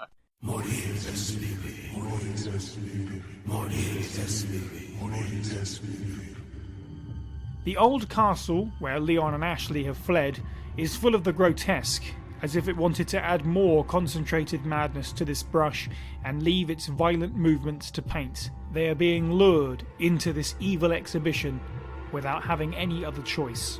Nestling within are the fanatics of the evil group Los Illuminados, who have chosen to abandon all reason that man should possess. They worship the power brought by the parasitic creature Plaga, a belief with a clear malice that distinguishes them from the villagers who fell victim to ignorance and conversion in a closed society. Whilst turned into a marionette whose thoughts have been hijacked, a blissful smile occasionally breaks out on their usually expressionless faces, sending shivers down Leon's spine. The terrifying essence of the Plaga in the souls of those who cannot even pray for liberation is revealed there. Furthermore, there are some miserable things that were born by utilising the hidden nature of this parasite, which was to maintain the life of the host and make them stronger. Since the parasitic subjects did not die easily, they were repeatedly subjected to drug administration and gene modifications previously deemed unthinkable. The clawed Garador was developed as a killing machine, but due to its increased ferocity and lack of control, it was deprived of its sight and left to endlessly hunt its prey, relying only with its hearing. In addition, the insect-human Novistador has transformed to something that no longer resembles its original form, following incorporation of various insect genes. When man unleashes their evil desires, Leon, who has already glimpsed this hell, is terrified they can conduct such demonic human experiments, and now the products of those nightmares wander around freely all over the place. Being separated from Ashley by a trap only intensifies his resolve. In the first place, she's innocent. Just for being the daughter of the President of the United States, she was kidnapped to this remote place, and at the young age of 20, bears witness to a hell filled with human malice and blood. He must rescue her as soon as possible. The emptiness in his heart was now filled with a flame of anger and a strong sense of mission. Leon never wanted to live as an agent. However, when confronted by a difficult challenge, his heart was undeniably fulfilled. But that heartfelt fire now fluctuates and disappears. He is in one of the bedrooms in the huge castle that is thought to have once been used for guests. From the moment he senses a sign of something creeping up behind him, Leon has a sense of anticipation. Since arriving in the village, he had often felt under the watchful eye of someone's gaze, someone who was not a member of this cult. In fact, Leon was once saved by a third-party shooter when cornered by the giant chief of the village, Torres Mendez. At that time, it was certainly the silhouette of a woman that was briefly spotted outside the window, a lithe shadow disappearing out of sight that awakened unforgettable memories. Now, in this bedroom, there is a brief moment of attack and defense with that same shadow. The woman kicks up the gun that Leon tries to snatch and attempts to catch it again, but seconds before the muzzle is repointed, his army knife is pressed against her carotid artery. Their breath, which rose in that moment, now settles, lingering in the room like the afterglow of two people passionately colliding with each other. The residual scent of heat, born in extreme situations, that is more intense than the exchange of love. Leon certainly felt it that day, at the bottom of that cauldron of hell, on the day of Raccoon City's judgment, when blood overflowed and saturated. A young rookie police officer found love there and was cruelly robbed. A vision of his youth, trapped in the centre of his heart, that will never return. That is why Leon does not believe what he's seeing until the woman removes her sunglasses. At this moment, he meets a woman who should have died to save him, the woman he loved. Leon, long time no see. Ada Wong is here, dressed in a Cheongsam dress that does not seem suitable for such bloodshed. She smiles with a bewitching beauty that betrays the many years that have separated them. She has the heavenly beauty to deceive a man and make him involuntarily loosen his guard, even if it were their first meeting. Ada. With the missing puzzle piece now standing before him, Leon's heart is filled with the blink of an eye. The mission, his anger at all this evil, Ashley, everything is about to be replaced with Ada. Information that a female spy was alive and matching Ada's description had been heard by Leon through the intelligence department. There were also rumours she had joined an organisation that could be described as the remnants of Umbrella, but Leon had refused to believe it. Therefore, a tremendous recoil hits Leon. He just wants to forget it all and hug Ada, driven by a desire to fill the void of the last 6 years in one breath and quench his thirst. But it is Ada who holds back. Her eyes, like a leopard, speak to him with much more than just words. Don't be disappointed, Leon. This is not the way we work. Show me your growth after all this time that makes this reunion worthwhile. That's right, Ada. What should we exchange here are by no means familiar words. Leon swallows the love and joy he feels from the back of his throat and speaks without releasing the tension. So it is true. True? About what? You, working with Wesker. I see you've been doing your homework. Leon accepts the confirmation of her words. The extinguished flames of his fighting spirit needed to accomplish his mission are returning vigorously. She is his guru. When he struggles in hell, she is a guide to show him what to do. A few seconds later, Ada's abandoned sunglasses flashed, and she melts vividly away into the darkness of the night. For a while, Leon stares at the window where she disappeared. The dawn is still far away, and now they stand more further apart than ever. But there is no sadness. These complex emotions are synonymous with hope for him. Leon is about to be released from this clouded illusion. Going back to it, how did everyone find, and I know Sean's already touched upon the control scheme, because it is still essentially tank controls, just in a kind of over-the-shoulder look, but I think it was more to do with the camera to get used to. How did everyone find that still quite manageable in today's age? As I said, because I said earlier, the remakes of 2 and 3, they really perfected that over-the-shoulder look and feel. Does everyone got used to it quite quickly, or it took some adjusting? It took me a little bit to get readjusted to it. I still screwed up a couple of times with reloading or shooting my gun inversely when I was trying to do the opposite. How did you get on the other night, GT? It's interesting you asked that, Sean. So Dars was streaming RE4, and I didn't realise, and I started streaming it as homework for this podcast. And I just, again, because it's my most often revisited game, I just wanted to re-evoke those memories. I have so many fond memories of hours on the GameCube with it, and just the camera always just breaks the experience for me. And as my gameplay was so shamefully bad, I actually turned my channel off and started watching Sean's gameplay while I was playing, because I was just so ashamed what people could see. And then when I thought, well, I better just check in on my own channel, because obviously, I want to keep up with the chat and thank people and stuff for their support. And when and I went back into my chat, someone had written, and it wasn't even a joke, about my gameplay. Some new person into the stream I hadn't recognised said, "Is this guy trolling us?" Generally thought it was some sort of like art performance where someone just purposely plays RE4 as badly as possible. You know what's bad though, George, right, is the fact that I was watching Sean's stream, and I think Sean, harmlessly I said, "Hey, how is GT doing, whatever?" And I hopped over to your stream to check on it, and he was like getting killed, whatever, and I went, "Oh, you're doing your best, George, keep it up, you stick with it. And then went over to Sean's stream and went, "He's doing shit, mate. He's doing terrible, he's the worst." He died at the village. There must be an intelligent answer to why did I just not find this so game-breaking back in the day on the GameCube? I don't remember. I would agree, though. Going back to I replayed on the Wii, which is, I'd say, generally considered to be, I'd say the best version, but a really good version. And they've got the it's the accuracy, yeah. The accuracy. The Wiimote provides you better accuracy. I struggled with the camera on that big time. Really struggled, actually. I don't know if it was just down to the fact that on a much bigger and better quality TV since I last played on it, it's all a bit pixely and a bit jarring, but the speed of the camera and the movement seems to be a bit faster than perhaps what it would be on Remake 2 and Remake 3, which has been my most recent over-the-shoulder experiences. So I found it really hard to get back into it and get back into the groove of learning how it does go. And Rob can testify to that, because I was crap at Resident Evil 5 when we played that cooperatively. So I think that's the thing we've got to think about. The impact of Resident Evil 4 is still even on the remakes themselves, that camera angle, but they've obviously had time and years experience to finesse the sort of speed and all that sort of stuff.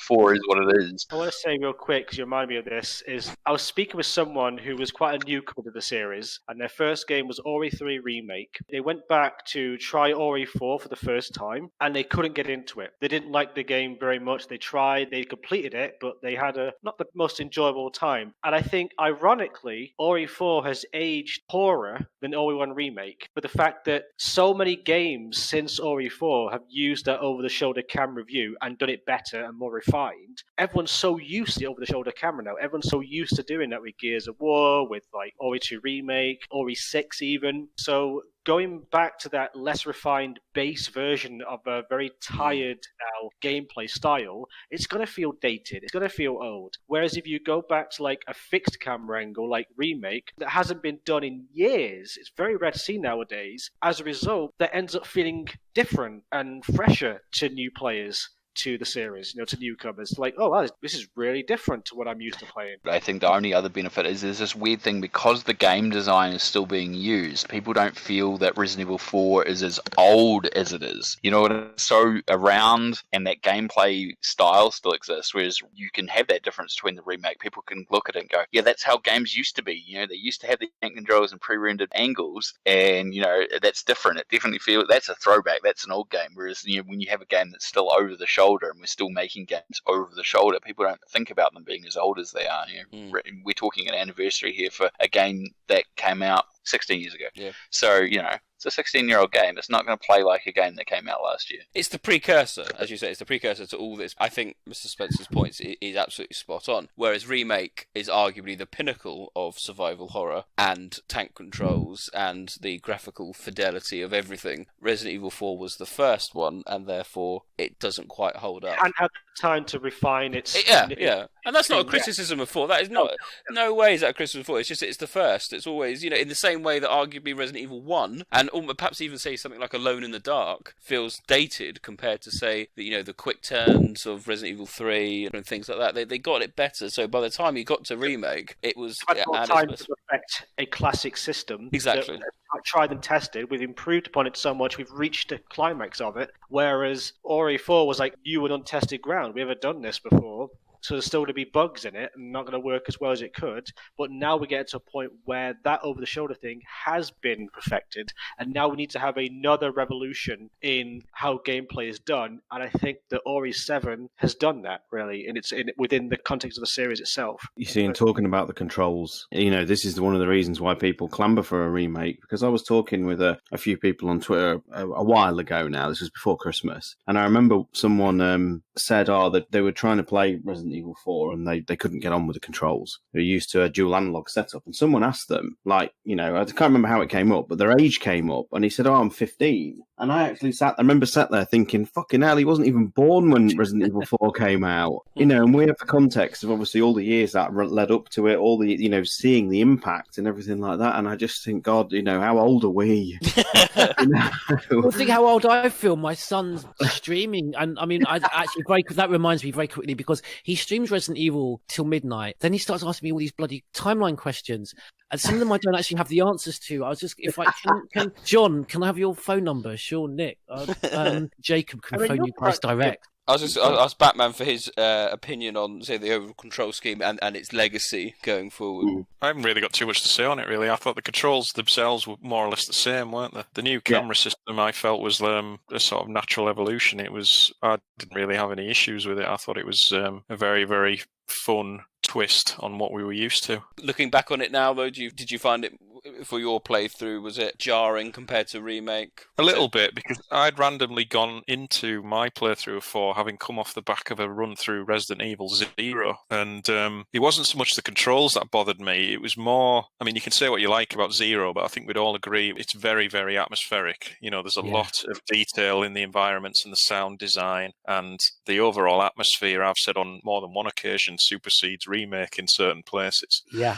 So I'd gone through that game, which is sort of a very cinematic horror movie, interactive film type of experience. And then you go into Resident Evil 4, and the thing that takes you out of that same experience straight away is, you touched on it before, Nick, with the merchant system. It's like, right, I've started the game. The first thing I'm going to do is shoot these uninfected birds in this tree so they'll drop some money so I can upgrade my gun before I get to, a certain point. And that sort of arcade type element, if you like, takes you out of the sort of horror experience previous games really went for. I completely agree. I got that very much with the blue medallions. I'm looking for some lore reason why these bloody blue medallions, are hanging everywhere. And you're right. No, it takes you out of the experience totally. Maybe save that for after, like in an after game bonus mini game, like we got, with mercenary type games and Full Survivor with the original games. But I agree with that. You shouldn't be getting excited when you walk in the El Gigante's yard and there's like 10 crows on the floor, and you're like, just going to sneak up on these uninfected birds and throw a grenade at them and hope I'll get 25,000 potatoes. You've just twigged me for another thing too, John, which is just the context, jumping and jump out a window, climb over a railing, all these sorts of stuff. I remember going, this is cool because we couldn't really do this so much with pre-rendered backgrounds and stuff. But then it started to frustrate me more because it is only context. There's certain things you can't jump over, you can't climb through, and I'm like, why not? You just jumped through a window and fell 2 stories and rolled on the ground. I can't get over this. What are you doing? I would say, what I did like about when you mentioned throwing a flash grenade into a bunch of crows and getting all the loot from them? It reminds me of my earlier idea. Like, I still think it had RPG elements, because imagine if those like loot drops had like legendary or epic or whatever different and you can get gear. No. That would be amazing. I will push for that. I don't care. No. I will push for that. You're on your own with that. You're right though, Rob, because Leon can do all this acrobatics, like the laser corridor. I mean, Jesus Christ, what was that about? And yet, at the same time, he will not go in water, which probably comes up to his knees, and wade through to the door at the end. He'd rather fight his way across this Robo Salazar just so he can raise the platform a few feet above the water so he can reach the door. I've been talking about, none of us have mentioned it yet, I don't think, that, his personality or lack thereof in this game. And it's a serious point, though, how they completely changed, with this awfully, I don't know if they were going for a dry sense of humour with these little back chat comments. But quippies, these little quippy comments, Yeah, I don't know if that was almost, because you were getting a lot of that in Hollywood action films, you'd get a trailer and there'd be that hero would make a little funny tongue-in-cheek well, I'm gonna counter that, but not for the wrong reasons. You're completely right, George. But the problem is, I don't think it was a current thing in the time. It was almost a throwback to the 80s and 90s action hero, the old here's Arnie, stick around, it was that throwback. Some of them work, some of them are still pretty funny, and then some of them at all. The writing for RE4, and this is just putting aside all the Japanese files and everything, but the writing in the English version is an all-time series worth. It's so awful to go back through. I love how you're saying that when we're talking about the context of the original game that came out in '96, and you've got lines like, you the master of lockpicking, and you'd still prefer that somewhat over. I would rather have that. There's a certain charm to that, though, isn't there? Yeah, there is a certain charm to that, but Sadler talking about a first-class Hollywood script and, the American prevailing is, a cliche for your American movies. It's just, it's awful. But your right hand comes off, And the unfortunate thing about that is it feels like they had to rein that back a little bit with Leon for Degeneration, and that's why we have a performance that is just comparable to a piece of cardboard. Absolutely. The best thing about Resident Evil 4 is that you can suplex monsters and enemies. Oh, God, please, no. I don't understand that either. He sometimes chooses to suplex, sometimes he punches, and sometimes he kicks. It just chooses what he does. It's depending on enemy type, isn't it? So, the Los Illuminatus, he will always suplex if you do a kneecap, things like that. I just want to bring up one last thing, which I think is great about the game, which is the context animations. At the time the game came 5, games did not do what this game does on this scale. You just did not have this variety of context-sensitive animations, of reactions, deaths. The number of death sequences in this game, uniquely designed death sequences, is incredible. I talked about it on the chat recently about talking about if you have the Special 2 outfit with the armor, and we've talked about the animation for the typewriter. When Leon catches Ashley in the suit of armor, he drops to a knee from the weight and then clutches his back in pain. I just love little flourishes and details that the designers went through the entire game, and there's so many of these little unique little things throughout the entire game that I think are really cool. It's so commonplace these days to have those sorts of character-telling animations. They tell you more about a character or what they're going through so much in the last couple of gens, really. But in 2005, that was not a common thing, and I think it's one of the things that also endears the characters and Leon to a certain extent, even when he's making silly quips, that he still seemingly, his responses are somewhat, at least animated-wise, feel reasonable. They feel responsible to what's going on. So the facial animation was pretty good for the time. The character design was great. Those sorts of elements, they looked good, and they're all very unique looking characters, and it definitely has its unique design, and the animations definitely play a part of that. So yeah, I thought the sound design in this game, because I completely agree about the writing was extremely poor, but the sound design for me really made up for the kind of the detriment of that really dull color palette that we've got on the atmosphere. The sanctuary type savor music I really love in this game. I love the chanting of the monks, because Rombi made a good point. The horror in this game for me comes from the panic that Rombi used to, and that really resonated with me from my experiences. That I really enjoy in this game is the panic, and so many scenarios of very action orientated gameplay that normally would jar with me. I think because of the setting. And for me, very much part of that was the sound design invoked panic and made me kind of really enjoy this game much more than I would have done. I think the ambient wind that plays throughout a majority of the game really helps the atmosphere as well. Sections where there's no music at all and you're just going through the latter parts of the village, you just hear that wind. On the cliffs as well, I think it's quite prominent. Yeah, it's quite nice. Yeah. Very atmospheric. On the topic of sound design, I do like how the dialogue and such of the Ganado, especially the Illuminados, like Ganado in the castle, their laughter and the cackling and the chanting and such is very unnerving. It's very unsettling. Before we move on to sort of the more sort of story-based things, while we're talking about the control and the aesthetics and everything, it is just worth pointing out how revolutionary it looked for the GameCube at the time. I don't think it's too much of a stretch to say it was probably the best looking game of its sort of moment. The GameCube version in particular just looked absolutely stunning. I think obviously it was so much more universally popular than the PS2, but I think when the GameCube reached those high stars, I agree it was unrivaled. I don't think there was anything that was looking like that on the PlayStation 2 at the time. We got spoiled by having an almost semi-realistic forest for what you would consider to be one of the first sort of real times, I felt. Yeah. The GameCube version looked better than the PS2 version. There's no doubt. Absolutely. It's interesting because that was one of the first games I remember noticing a big difference between the two. But between the PS2 and GameCube version, I do remember how the cutscenes were compressed or something like that. Yeah. And if you had a bonus costume on, it would show up in a cutscene on the GameCube version. But in the PS2 version, because the cutscenes were already pre-rendered or something, it would just show your base outfit on. It didn't even update if you had the battle vest on or anything like that. Oh man. Was this tower that touches the heavens built in the past like the magnificent castle when the Salazar family was at the peak of its glory? Or is it anachronistic, built in the 21st century and covered with stone to give an aged impression, using the labor of obedient slaves influenced by the Plaga? Leon is indignant at this ridiculous symbol of power as he runs up the spiral stairs along the inner wall of the tower. What will a ruler who has forsaken his humanity do with those who are no longer human? A wave of emotions somehow continues to suppress the screams of his protesting body that has been endlessly abused since arriving at the village. It miraculously gives him the energy to take the next step, and the next step after that, when all his feet want to do is just stop. Leon still does not know what awaits him as he climbs to the top of the tower. However, he knows what would happen if he did nothing and left the disaster that struck this remote European countryside unchecked. Once the Plaga parasites began to rapidly multiply and spread throughout the world, there is no technology in existence for humanity to counteract them. Those who become hosts or ganado may be easily detected in small towns or close-knit communities where unusual words or behavior are quickly noticed, but they would easily blend into the crowds of large cities, where even neighbors are indifferent to each other. Powerful creatures for which a gun is no match could blend into society and increase their numbers. Even if discovered, it would be impossible to take the same eradication action in a major city using mass destruction weapons as was used in Raccoon City. This quiet infection would eventually reach the ranks of national government.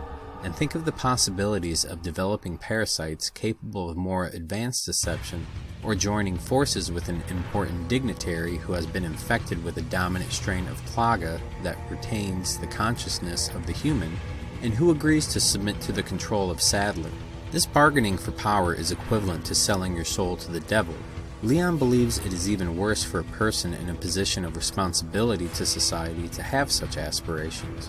However, the fact of the matter is that the more power people have, the easier it is for them to succumb to the temptations of even more power. A prominent example of this is right in front of him. Waiting at the top of a tower is an insidious ritual for Ashley's baptism. Ramon Salazar is a clown-like young man with a short stature resembling a child. Yet he has an aged facial appearance and a shrill voice that chirps his allegiance to the Los Illuminados cult. Recalling how he was intoxicated by this terrifying power, Leon struggles to contain his hatred. He concludes the young lord took the initiative to embrace Sadler's plan, and in doing so has made the situation so much worse. Ramon is a descendant of the feudal rulers of this area from ages ago, and even in the 21st century, in which such sovereign rulers are all but extinct, his is one family that has continued to hold de facto power over a large and fertile region. He could even be called the king of this land. From the time they are born, the villagers have no choice but to declare their loyalty to the Salazar family. Unless they decide to abandon their hometown, there is no escaping the ages-old customs that bind this land. In return for this right of holding high stature and ruling financial power, these aristocrats bear the obligation of protecting the people. They had to eliminate foreign enemies who wanted to plunder by force, judge all crimes in their territory fairly, and treat the citizens well and lead them to peaceful lives. Although idealistic, these lords who continued to live in their old ways had to strictly regulate themselves because many of their responsibilities are managed by national government in modern times. If they did not, such noble families in the region are nothing more than parasites sucking the blood from the poor. In the past, the Salazar family was a bloodline of famous rulers who sealed away the Plaga, a dangerous indigenous creature, and fought against the dark cult of Los Illuminados, who worshipped this power. Despite being enticed by Sadler's charming, cunning, and charisma, Leon feels indescribable anger at the current generation head, Ramon, for doing the forbidden, breaking the seal and unleashing the Plaga, consigning the innocent villagers to be living sacrifices. Countless disciples of the cult blocking his way fall in the hail of bullets. They pile up on the stairs one after another and fall from the cargo elevator in the entrance hall to become crushed sacks of meat. Although they were undeniably dead from the moment they were taken over by the Plaga, the killing of their flesh bodies still does not feel like salvation for Leon. He is acutely aware that he is firing bullets into those who were at one time human in order to complete his mission and protect his own life. He does not like it, and there is no justice on the battlefield. For this reason, this is pure hell. For Leon, who is not a killer, the deaths of these victims will accumulate as a never-ending guilt. The spurting blood turns him red, little by little, crimson, like the devil in Hades surrounded by evil spirits. He has a will to live, thinking about the hopelessness of those who he is killing, but, to some extent, they must be delivered to the true evil. Even now, somewhere Osmond Sadler is laughing, and Ramon, as for the remaining thing that the Salazar family should be responsible for, Leon's bullets will express the hatred of the people who had their peaceful lives taken from them. He runs up the stairs outside and basks in the foggy night sky. This is the top of the tower. The wind is howling, but no matter how high he climbs, this tower does not lead to heaven. All that awaits is the ambition of a fallen aristocrat who stands atop a mountain of corpses trying to grasp hold of this evil power. Behind a set of large double doors, inside a space with a domed ceiling resembling a cathedral, is a presence that evokes a primordial horror imprinted on the human brain. A giant living thing with roots embedded in every wall, dripping sticky mucus, and pulsating grotesquely. It is neither plant nor mollusk. This is the mother of all plagas. It is the root of all evil that should not be touched, revived from the depths of the earth. I will also pay my respects to your strong will. Ramon laughs as he entrusts himself to the twisting tentacles and is welcomed by the petal-like nucleus. Together with his already deformed aide, the crazed lord begins to fuse with the Plaga Queen. An iron gate slams shut loudly behind Leon. Despite his exit now blocked, Leon is not afraid. Fueled by his disappointment and anger of being separated from Ashley, and with feelings of subtle compassion, he points his gun at the young man who has departed from humanity. The cries of the creature that once was Ramon Salazar loudly proclaims the beginning of a fight to the death.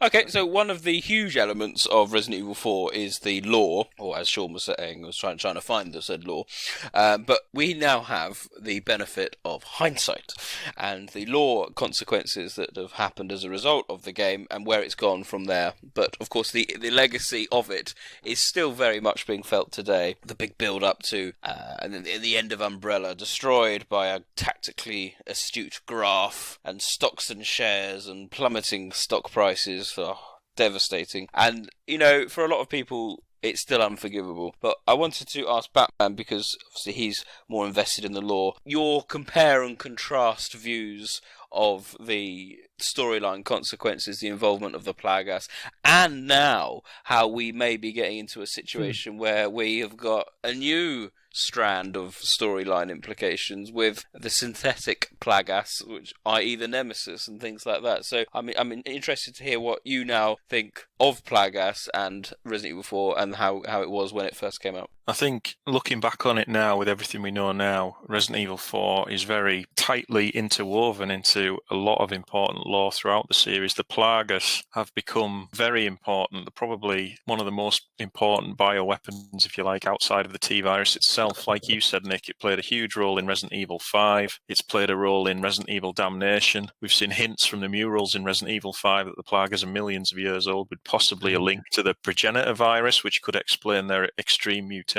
properties. Obviously, Resident Evil 4 introduced Krauser as like a rival to Leon, and that story was followed up on with Darkside Chronicles. So if you play Darkside Chronicles first and then Resident Evil 4, it resonates so much more. And now obviously we've got the whole thing with Blue Umbrella. As we know, Resident Evil 4 destroyed Umbrella at the start, and at the end it was hinting at resurrecting it, and Wesker obviously had stolen Umbrella's data. We found that out in Umbrella Chronicles, and we see in the opening cutscene in separate ways before Umbrella Chronicles came out, actually, that he had control of Umbrella's satellite surveillance system. And obviously, Resident Evil 7 told us that Umbrella had been reformed, and we're still sort of putting together all the puzzle pieces to find out exactly how, when, and by who. And I still do believe that it's going to tie back to the rival company and Albert Wesker in some way. And, on top of all that, we've got Leon becoming a government agent working under the president. That was followed up on in Resident Evil 6 because he was very close to President Benford, and he's now a very influential agent, I should say, with the formation of the DSO and the FOS and all that. And then you've got Resident Evil 4 bringing back Ada. I don't think any of us believed she was truly dead after the second game, but she plays a very mysterious role. We're not quite sure where her allegiances lie. So there's a lot of elements in Resident Evil 4 which have lasting consequences up until this day. So looking back on it now, it's a very, very important game in terms of the overall storyline. But back then, yes, it was a bit of a kick in the teeth to see Umbrella destroyed off screen with a stock market crash. We got halfway through the game and we were like, are we playing a Resident Evil game? I remember when Ada meets Leon in the castle, and it just pulled me right back in, that one line where Leon just turns to her and says, "So it's true you're working with Wesker." And that brought me right back in. And then all of a sudden it goes off in a tangent and it goes back to bullshit of cultists shooting Gatling guns at you in the castle. And then you fight Krauser, and then Krauser suddenly pulls you back in with that line saying it's all for Umbrella's sake. And it just sort of teases you throughout the story. But like Sean said, ultimately there's just not enough of it. Well, there's no substance to those teases, is there? No. It's worth saying that there was like an internal process that recognised that, which is why a separate writer was brought on board. And within a year, we had an expanded campaign, which is arguably more important to the overall legacy in separate ways than the fucking main campaign is. Yeah, absolutely. Wasn't there some sort of general discussion about a mistranslation in terms of whether it was the master plug or what type of plugger Ada was taking for herself? She gave the master plugger to her employers, whoever they were, which we don't know at that point, and then she sent to Wesker the subordinate pluggers and then run off. So there's no mention of dominant or subordinates in the English translation. Okay, that's what it was. I knew there was still It just says she sent Wesker a different present. But we've since found out now that the whole loyalty test she mentions is the sort of executives of the rival company have said, look, you've either got to choose who you're loyal to. You either work with us or you work with Wesker. And if you're working with Wesker, you're against us. So this is why she ultimately sides with the leaders of the rival company and sends the dominant Plaga to them, because it suits her overall goal, whatever that is. We still don't know. And then she sent the subordinate Plaga to Wesker. But Wesker sort of half expected she was going to do that and had a contingency in place and got himself the dominant Plaga Plaga from Krauser's body. Oh, that's where you got it from. Okay. Yeah, so that's how that all plays out. I will say from a point of view from the story as well, and I never got the chance to say this last time because I wasn't on the RE4 one. I remember being absolutely crippled with disappointment with the Leon Ada reveal, where he turned out to know through sequences off screen that she's still alive. Because throughout all the promo and everything like that, the Leon being back, Ada being back, the thing I was most looking forward to out the whole game was his reaction to finding out Ada's still alive. When we got the moment in the game where he already knows, I felt we were robbed of a really, really awesome dramatic moment. Yeah. And I still mourn that to this day, that we've never ever got, because it's such a cliffhanger to end Resident Evil 2 on, and it was such a memorable way to finish Resident Evil 2 on, that it sort of paves the way for storytelling in the future. It's an open-ended storyline or a thread that they can pull on when they need it. And then, Resident Evil 4 they did do, and we're sort of, 7 years after Resident Evil 2 would come out, we'd waited a long time for this. And I think that was the first sort of time in playing the game where I got like a real gut punch of disappointment that the storyline's gone this. I think that bothered me more in some ways, in all honesty, than the Umbrella thing in the opening intro, because for me, the series has always been built on characters and their interactions. It's one of the reasons why I champion Resident Evil 6 more than a lot of people, because I take those smaller character beats. And Resident Evil 4 is totally devoid of those. And when you think you're going to get a really good one, it just sort of pulls the rug from beneath you and doesn't even give you that. And I remember coming away really disappointed by that moment. I couldn't agree more with that, because you think about just the emotion between, the delivery, the performance by the two actors, and Paul Haddad, Ada, that emotional, that whole scene, and how that just wasn't done any justice. It was almost just, cheating that scene completely. I think with the terms of the storyline, I think Mikami said it outright in the past, that the storyline did take a bit of a backseat with this. They were very focused on the gameplay elements, and the story of a kidnapped president's daughter, which is so implausible, is one of, stupidity. I think we touched upon it in one of the streams. Why aren't they letting Leon rescue her? The whole point of it was that she goes back to America to then infect the president, and they're actively trying to kill him, and it's like, well, no, let him do your job, let him rescue her and take her back. It wasn't well thought through. Speaking of dumb ideas, in separate ways, do you remember that fucking thing with Sadler's backup plan of sending a lone destroyer to America with Ganado on it to attack America? Do you remember that bit with the little Ada's level mission 4 with the battleship, battleship thing? And I'm like, you do realise how big the US Navy is, right? That thing would not even make it halfway. It would be intercepted and sunk within a second. It's true.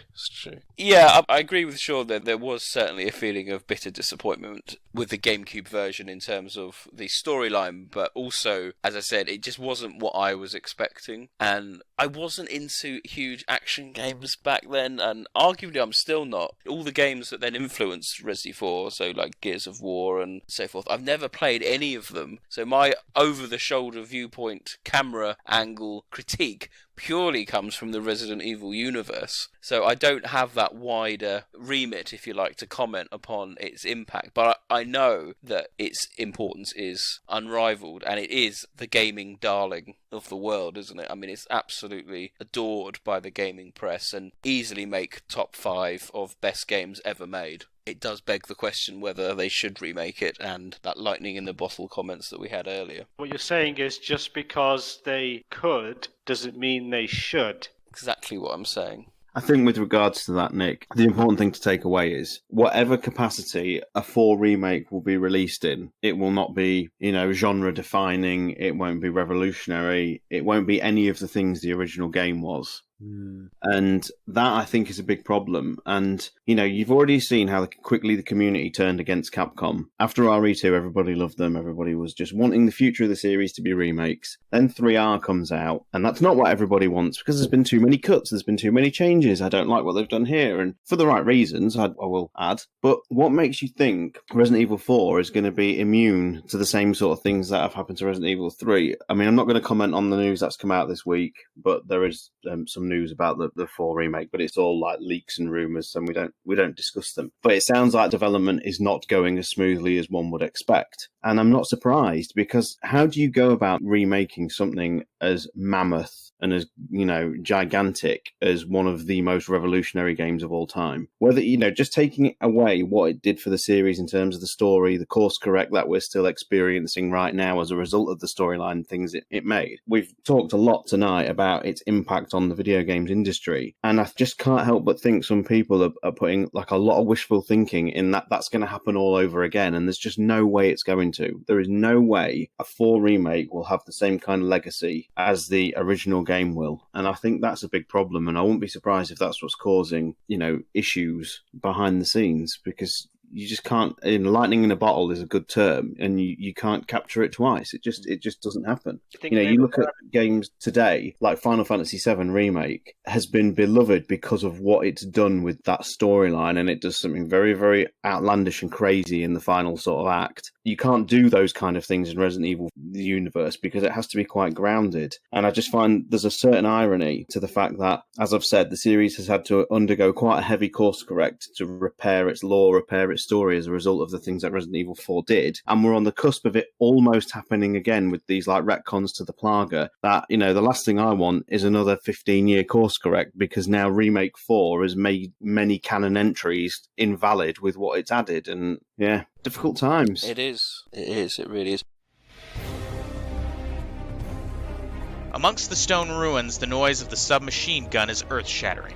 Judging from the sound, it seems to be a special type of augmented ammunition with increased gunpowder for improved destructive power. Normally, the bullet pattern spread is poor because of the recoil, and it's no substitute for a light machine gun that emphasizes practicality, but its line of fire had chased Leon with almost no deviation. If he'd been even a fraction slower jumping into this shadow of cover, his flesh would have been torn to shreds by the concentrated hail of bullets. Jack Krauser's armor-like muscles completely suppressed the machine gun trying to jump out of his hands. Killing the tremendous recoil with brute force, he unleashes a glimmering, murderous intent towards Leon, his former partner, who still hides out of sight. The weathered stone wall shatters under the clustered barrage of the reinforced ammo. Leon groans as he's struck in the back by a flying piece of rubble and starts to run. He moves upwards, sticking to the cover of a broken stone pillar. He strides up the stairs and ducks into a house. He cannot afford to shoot back, and Leon knows all too well that Krauser is not an easy opponent to counterattack. Krauser had once been an excellent U.S. agent, and Leon could not think of a more reliable partner to have had his back. They had worked together in espionage, and 2 years ago, a mysterious accident had supposedly claimed his life. To Leon, the appearance of this first-class agent was worse than being attacked by a pack of monsters. But it's no longer a surprise that such ghosts could come back to life. In hindsight, there were signs of Krauser's defection even when they were working together. Leon was not an ardent patriot by any means, but he could still sense a discontent and despair that sometimes emerged from within his partner, overshadowing his loyalty to the nation. Leon never forgot the look on Krauser's face as he muttered to himself on a transport plane returning from their recent mission, that the United States was steering its ship in the wrong direction at a time when terrorism was on the rise and they were constantly rushing to respond. It was reminiscent of the fanatical extremists they'd just been fighting, faking his own death and covering his tracks. Krauser turned to an illegal organization led by Albert Wesker, former head of the Raccoon City Department's STARS unit and an Umbrella operative. He had become the leading force of a crazed secret society that wants to revive the fallen pharmaceutical company and use its dangerous technology to take control of the world. Leon continues his counterattack, dodging Krauser's unpredictable assaults and carefully laid traps within the ruins. What is it that you fight for, comrade? A mocking voice calls from above. Against the darkened pre-dawn sky, Krauser looks down at Leon with a relaxed expression. What are you doing, crawling around in this hell? The man that gave himself over to his desires asks. There are easier ways to live, more pleasures to consume. There is no trace of the stubborn soldier in that smiling face. And suddenly Leon feels a burning sensation as if he's been shot. Are you kidding me? He almost shouts back. Krauser used to be a good man. What makes someone change so much? Is it the madness of war or the absurdity of the world? Leon grits his teeth and stifles a scream, glaring at his partner who walked down the wrong path. Well, you know, it's traumatic. At this answer, Krauser snorts mockingly. Umbrella. The scornful look in his eyes tells Leon he thinks he's a fool who's too obsessed with trivial matters to see the bigger picture. Krauser turns suddenly and disappears up the stairs as though he's lost interest. In his place, self-propelled explosive devices and anti-personnel sensors glow as they close in around Leon. With some quick, well-placed shots, he destroys them and chases Krauser to the upper ruins. What am I fighting for? Leon considers the question. Was Leon S. Kennedy, the man who left his emotions behind in the vanquished city 6 years ago, still fighting because he's living a life like some mindless zombie? After all, this is an unbalanced world where only lust and hatred matter. A second later, a flashback hits him like a slap on the cheek. "It's not, is it?" said the little girl, wrapped in a large jacket, carrying a goddess on her back. "You've become boring," says a ponytailed warrior, a friend who had survived hell alongside him. She raises an eyebrow. "You're too naive," smiles the Ada of that day. "But that's okay. You just need to be straight up angry. What you feel now is what everyone should be fighting for." Scalded by these visions of the past, Leon feels the fog in front of him rapidly lift, and his bewildered mind clears. In the hole in his heart ignites a passion that he had thought he'd lost. The flames of a young man who aspired to be a police officer, with a passionate hatred of evil. He builds up a never-ending rage against the ugly desire to stomp out small happinesses. Sensing a change in Leon's movements, Krauser stands before him, his face depicting the joy of a beast wanting to kill a helpless, cornered animal drowning in despair. Prepare for your death, Leon. Throwing down his machine gun, Krauser exposes his muscular upper body and holds his left arm aloft in the sky. Leon watches as the skin begins to ripple grotesquely and the veins rise as his toned arm instantly transforms. Leon's horrible hallucinations of being transformed by the Plaga are superimposed on the vision before him now in a sense of deja vu. Krauser, the man who had become a prisoner to the parasite, leaps, proudly holding up his left arm now with the shape of an enlarged blade. As a human being, Leon welcomes his former friend who's lost his righteousness and his humanity. Believing in the reason that burns in his heart, he continues to fight. I think this is actually a really good time to hear what other people have commented. And we've had a number of call-ins from some of our members on our Discord. And we can touch upon some of their issues and then we can talk about our overall impressions, as it were. So the first call-in comes from our Patreon, CK Present. What's going on, guys? DK Present here, or Colin Colhoven from Patreon. A longtime listener of the podcast. You guys do great work, so thank you so much for all your hard work and everything that you do. And also, thanks for allowing us to call in and give our thoughts on the RE4 retrospective episode. I'll start off by saying it's been difficult for me to separate or parse out my feelings about Resident Evil 4's legacy to the gaming industry and Resident Evil 4's legacy to the franchise. I think they're very different things. And to start off with the gaming industry portion, it's no surprise to people that this game was incredibly influential in its time and led to a real sort of birth of the third-person action genre, and it really pushed the medium forward. You know, getting it back on the GameCube when I was a kid, I had not played anything like it, and it really, you know, set the stage for later third-person action games. My mind jumps to Gears of War even and stuff like that, even though there's no cover system in RE4. But I still feel like it was really great at that. And it should be remembered fondly for that because it is a game that truly changed the way that the medium was progressing. So kudos there, Capcom. But on the other hand, as a Resident Evil title, it feels really out of place. So I recently went back and played through RE0, Remake, Remake 2, Remake 3, Code Veronica, Resident Evil 5 even. Been kind of on a kick lately with the franchise. And it just doesn't feel like this game belongs in there at all to some degree. On the one hand, you have the really poor recounting of the fall of Umbrella at the start of the game, which it's really unfortunate that that's how it was handled. I hope that maybe we'll learn a little bit more in the RE4 remake and maybe even get to play some section that's a flashback or something like that. I'm not really quite sure. But yeah, I thought that was handled pretty poorly. And then, you know, you're introduced to Leon again in his new role as going to search for the president's daughter. And I think it's an interesting introduction, you know, the two police officers that are escorting him, the creepy atmosphere in the woods. And the game starts off strong in that regard. You know, the village section is amazing and holds up really well in replaying and, you know, going back to the game. But I just find myself losing interest in the game once I get to the castle section. And I don't really know why that is, but I think part of it is that the game kind of loses its identity at that point. Becomes way more action heavy than it seems like it would be at the offset. Becomes sort of an escort mission to some degree, though I know it's handled not as poorly as some more recent games even that have escort sections. But the game is at its strongest when it's a mystery, right? I think that's true for all Resident Evil titles. So in the beginning, when you're looking for Ashley and when you don't really quite know what's going on and you're trying to piece things together and there's these crazed villagers, you know, that's when the game is really excelling. And by the time he gets to the castle, it sort of loses its way, becomes a little too goofy, in my opinion. There's a difference between being campy and being goofy, and it's a fine line. Then once you get past the castle and you get to the island, and I don't know, I think overall the game is probably 33% too long, in my opinion. Maybe that's a contentious thing to say, but I think it loses its identity, and it just doesn't seem to fit in with the rest of the franchise. But a couple things before I go. I did really like the attaché case, dealing with some OCD stuff there and trying to organize it, and I thought that was a cool addition to the game. I also liked the ability to have yellow herbs mixed in there to permanently increase your health. A little bit of an RPG thing there, but I did think it was a nice addition and pretty cool. I also liked the ability to upgrade your guns, and I liked being able to find treasures throughout the map because it's just another little collectible and something to look for. But the things that didn't really fit well, I've already talked about. Just to briefly touch on the enemies, the Las Plagas are a really cool design. The religious sect sort of like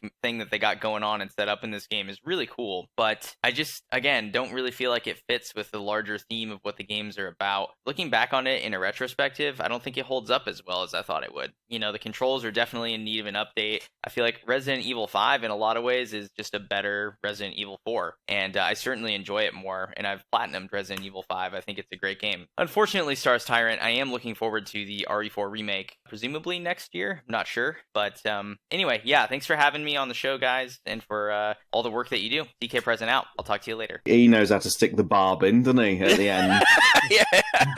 I think the only thing I disagreed strongly there, it was a great call in. Thank you, CK President. I really articulate and made a lot of good points, but I'm sorry, I've got to take exception to just the one point that Resident Evil 5 is, a better Resident Evil 4, because for me, Resident Evil 5 took all the worst elements that were injected into 4 and just accentuated them even more painfully linear, even more painfully action orientating. I've talked about the comparisons between 4 and 5 endlessly on the podcast over the years, and I've always maintained that one of the reasons why I think people are happier to go back to 5 more than 4 is because of the way it mixes up the locations, and action fatigue doesn't set in so quickly. It is true, the castle overstays its welcome far too long. We were only saying on stream the other night, you could lose all of Chapter 4 and the game would be all the better for it. Because 5 is always constantly moving to new locations and things like that, I think it keeps the game feeling a little bit fresher as a result of it. Yeah. Whereas by the time you get to like the final closing stages of RE4... You're exhausted. It is just action fatigue has long set in by that point, I think. And that's not to say the final stages don't have their highlights. They tend to be the boss fights, if anything. But yeah, it's a fine point what he says there. Absolutely. Yeah,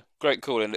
Similar views, actually, I think, with a lot of what we've discussed. And yeah, really good. I think the attaché case as well, we haven't really touched on that tonight. It might seem a bit out of place for the type of game we're playing, but as a mechanic, it is quite addictive. A lot of people have already said they've got OCD in terms of organising it, and, the whole weapon upgrade system and things like that, and managing your inventory, it is quite addictive, even if it does take away the survival horror aspect somewhat.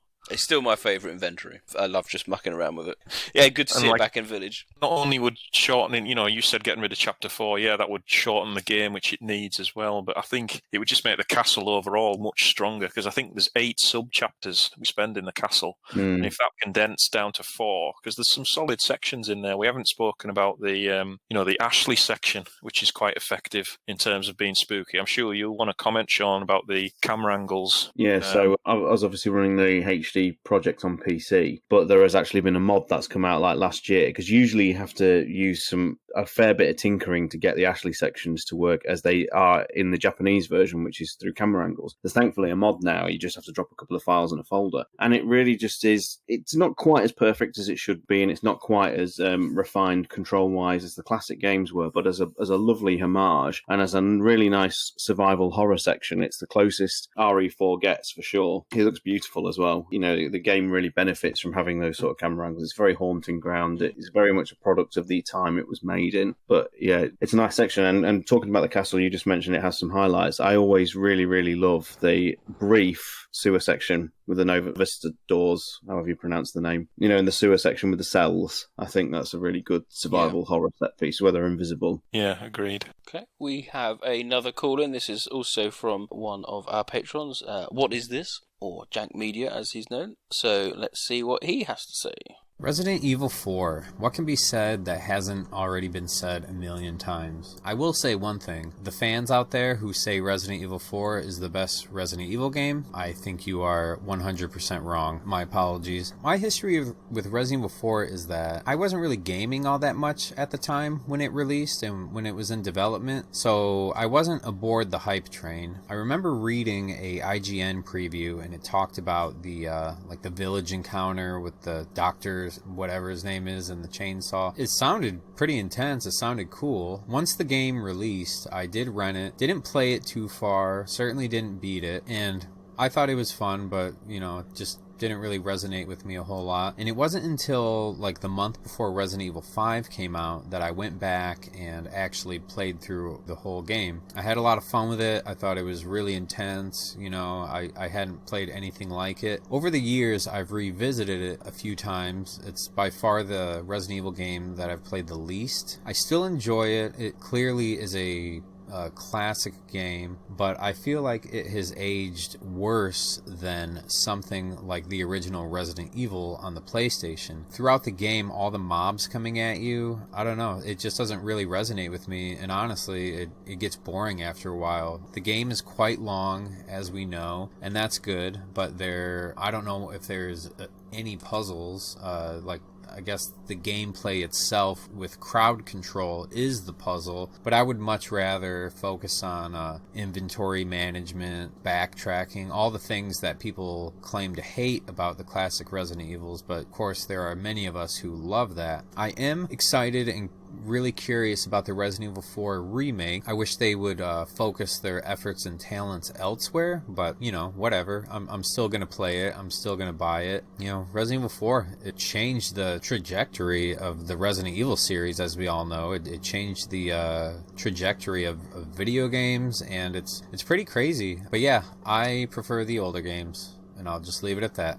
There we go. Thank you very much for that call-in. Interesting his terms. He found it boring. I do not necessarily disagree with that. No, I think you'll find that's a running theme. Yeah, we've talked about the length, haven't we? And action fatigue, I think you mentioned just a minute ago there. It did get a bit dull. And I'm surprised I said that, because I definitely didn't say that in the original review. And it's just something that I found, in preparation for this podcast. It was a bit tedious. It's an interesting point he makes about, and it's something that Rob has actually mentioned a time or two before about things like the Fourth Survivor in Remake 2. How, in some ways, the combat's a puzzle. I never really think about it like that, because I just have a very methodical approach to combat situations, but yeah, in some ways it is, having to know what tactics apply to different enemies through the game. It's a nice way of thinking about that, to be honest. It's a good observation. I really only just to add that all the, not criticisms, but, aspects of the game for what is this that sort of took him out of the moment really resonated with me, particularly that bemoaning the lack of puzzles, the lack of backtracking, all the things I love Code Veronica for. I think we're with him, aren't we? None of us have said it's the best Resident Evil game, but I think we've all agreed that it's one of the most important. Yes, yes. Our next call-in comes in from Ploppy54, so let's listen to his contribution. Hello, Ploppy54 here. I'd like to give you my thoughts on Resident Evil 4. I don't like it. I don't like the story. I don't like the silliness. I don't like what they did to Umbrella. I don't like Lewis. I don't like Salazar. I'm not too keen on the setting. Ashley just annoys me, and that weird sexual comment at the end is just wrong and out of place. I know this game is loved by many and it was a huge success, but when you come off the back of the original trilogy, where the universe is grounded and there's a sense of realism, which I know sounds silly when you're talking about a game full of zombies, but viruses can do horrendous things to the human body. So who's saying that in one day a virus might actually bring somebody back from the dead? It's kind of plausible, and to go from that to giant stone statues chasing you and being a one-man army, it's just not for me. The original trilogy was survival horror. Resident Evil 4 turned the series away from that, and now you take the fight to them. I appreciate that games need to evolve, to stay fresh and draw in new players, but they went from one end of the scale to the other side of crazy. Salazar is your just cartoon villain. Leon, once a naive young cop, is now an arrogant, cocky action hero. Ada, well, she's alright, just as mysterious as ever. And Krauser, well, he just talks in riddles that don't really get resolved in the main game. I've not liked the remakes of 2 and 3 because of what they did to the original stories. However, if they remake 4 in the same style as 2 and 3, then it's a game that I'll actually be looking forward to. Resident Evil 4 is only saved, in my opinion, by separate ways. Big fan there of Resident Evil 4.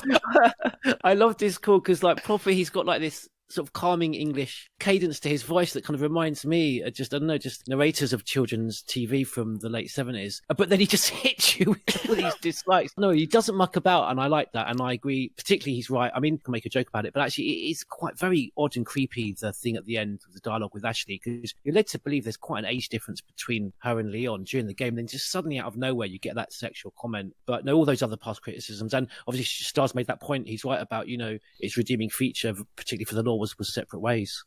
The comment that you bring the action to them is very true. I remember having a distinct comment about that, going, if you saw 20 zombies in Resident Evil, and I was thinking about Outbreak and Main Street, for example, you would be like, oh my god, what am I going to do here? 20 Ganado running at you, it's a free-for-all, isn't it? You're like, how best can I destroy them? And that was the tonal difference, and that was the fundamental change, which I think Ploppy was drawing upon. And he makes a good point about the original trilogy being sort of semi-realistic. I mean, we've talked about this point many, many times, and Resident Evil 4 does go off the other end of the scale with it. But he mentioned how viruses can do horrible things to the human body. Well, so can parasites. And I still maintain Las Plagas is an excellent addition to the franchise. Unfortunately, I think it's just overshadowed a bit by all the cheese and things he mentions, like the Robo Salazar. You know, that sort of crap just overshadows what a good addition Las Plagas is to the lore.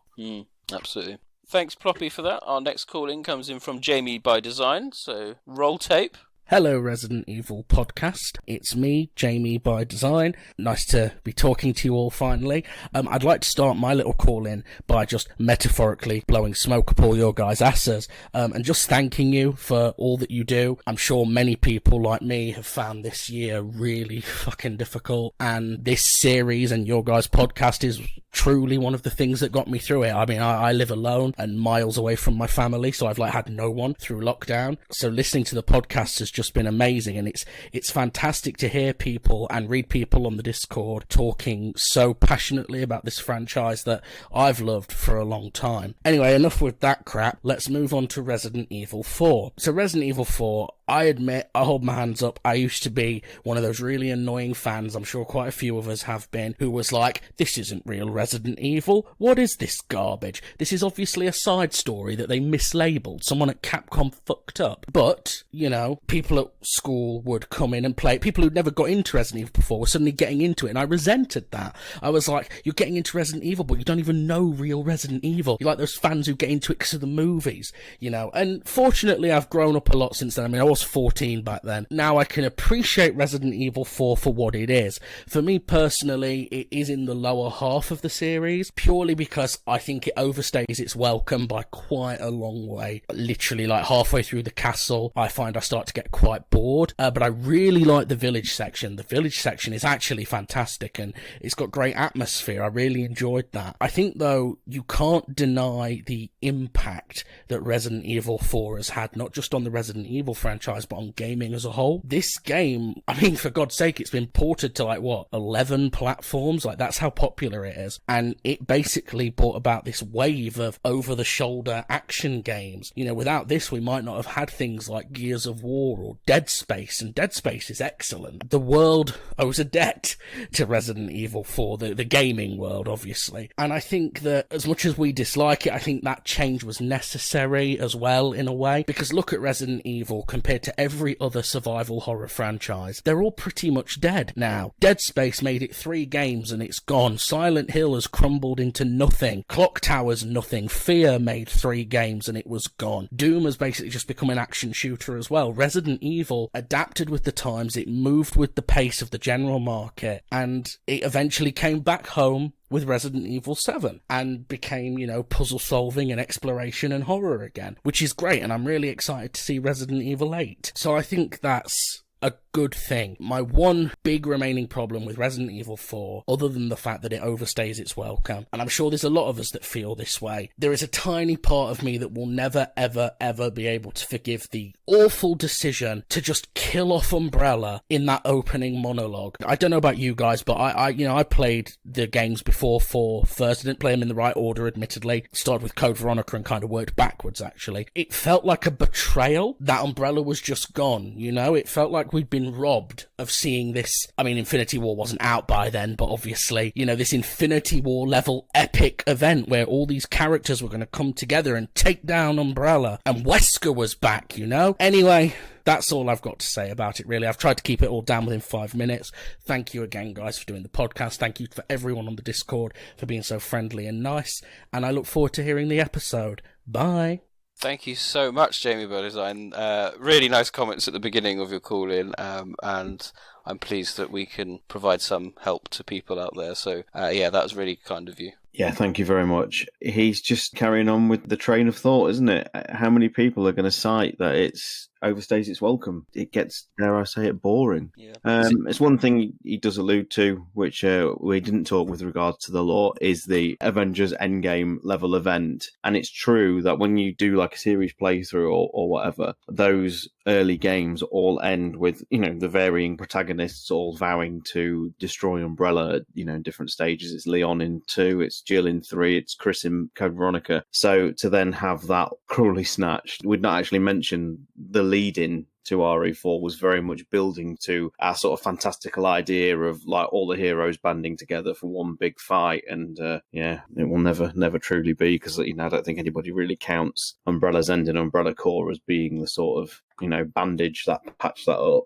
All those horror franchises he mentions there, I mean, I hadn't even thought of half of those, but he's exactly right, and now have all sort of gone by the wayside, and Resident Evil has prevailed, and it's because of Capcom having the ballsy decision making to make games like this, because, you know, in order to evolve and keep things fresh, you've got to sort of go against fan expectations and even upset them a little bit, you know, by creating something different and fresh, and like we've already said, that's probably why we're still here tonight. It reminded me a little bit of Alex's comments during the interview where he was talking about Mikami. And a lot of that is down to him always wanting to push the medium, you know, even somewhat controversial or, you know, unpopular ways, but he's always looking to try and push things into sometimes out their comfort zone to keep them relevant. And yeah, his point just there was absolutely spot on. You know, it's endured because it's prepared to mix itself up every now and then. I mean, I was shedding a tear at the call-in mentioning Dead Space, but what's interesting to me is one of the backlashes and what ended up killing that game, wasn't it? The fact that it did branch away from the survival horror of the first game, and by 3 it was very much an action-orientated, serious Dead Space. But again, yeah, you know, just didn't do as well as 4. I think that's the main point. 4 was a inherently better game, structurally sound. Amazing comments at the end. That really means a lot. And, absolutely. Yeah, lovely sentiment at the beginning. Thank you. Our final call-in comes from Happy Smelly, so let's take a listen. Hey, hope everybody's doing well. Thought I'd throw a couple of my prawns on this Barbie. I was a bit late to the RE4 party. I only played it when it came out on PS3. I think if I had played it at the time, it would have just been my favourite thing ever. But I did buy it on PS4 just before Christmas and had a run through again for the first time in years, and it's really good, man. It really holds up. There's a really clear artistic vision with it, and it looks really distinctive with the orange and brown forest and creepy castle looming in the distance. I think its design's really strong. Same with the enemies. A lot of them are quite simple. Not all of them, but throwing a Hessian sack on a dude and giving him a chainsaw was a stroke of genius. People really remember that, man. But yeah, I finished it. I started up a New Game Plus pretty much straight away, and I had a couple of flash grenades in my pocket, so I started flashing those crows, so to speak, you know, just to get those coins. And I ended up throwing one a little bit too close to the dog, and he yelped and he ran off. I felt really bad, and he doesn't show up later to help you with that El Gigante fight, which was interesting. Later too, after the Del Lago fight, I went back just to pick up some treasure that I'd missed, and I got attacked by these wolves. There's this cutscene where they jump down off the hill and attack you, and I just love missable stuff like that. It's really, really replayable. And there's a couple of Metal Gear Solid references in this one too, which I find to be quite cheeky. And if you listen to the Del Lago swimming at you with that open mouth, that roar that he makes is actually the T-Rex from Dino Crisis, which is really neat. This game's well known as being one of the best. People to this day say it's their favourite game of all time. Nobody had socks on after playing this one. The positive attention that this one garnered was huge, and it must have been a bit scary for Capcom. It's brilliant, but how do you follow up on Resident Evil 4? I think that they learned a lot of the wrong lessons from RE4. I think they misinterpreted what people liked about it, and they were a bit confused on where to go afterwards. They seemed to think that people responded more to action, which of course they did. They learned that chainsaws are scary. They learned that people seemed to like Ada better when she was was playing up this slinky, mysterious La Femme Nikita character. Not sure, might just be me. I seem to remember people didn't like Ada back in the day. They just thought she was a bitch, you know. And I think after RE4, people liked her a bit better, and I'm not entirely sure why. It's not as though her character's ever even more fleshed out. I think maybe it was just the dress. Capcom started playing around with QTEs in this one too. They didn't learn that combining herbs on the go was a really good idea. But the Raccoon City incident itself, that was a slow burn. It was several games set from late July to October 1st, 1998, and there are a lot of ins, a lot of outs, lots of intrigue, corporate espionage, corruption, fascinating characters, just lots of stuff going down over a period of a couple of weeks. And I think the incidents post Raccoon City are just not looked at under the same kind of loving microscope, and we just keep getting blasted from adventure to adventure, going further and further into the future. I think the connective tissue between games these days is much weaker. They're not really taking their time to explore their ideas before they're on to the next explosion. It seems like they're not confident to explore the ideas that they have, and then at other times they seem hugely confident in the decisions that they've made. But yeah, once they folded that umbrella, I think they made it really, really tricky to nail down where they wanted to go next. And the idea of remaking it is just ludicrous. Unless that game is just a one-to-one remake with pristine graphics and you get to keep Leon's jacket for the entire game, and it comes with a case of beer and a handwritten note from Kenzo Tsuchimoto apologizing for the last 15 years of bullshit that we've had to put up with, then yeah, I don't know what color herbs they're smoking up at Capcom. Unless I finish it and get a title screen saying that I've unlocked the Dino Crisis remake, yeah, I don't get it. But 5 stars. It's a great game. Wow.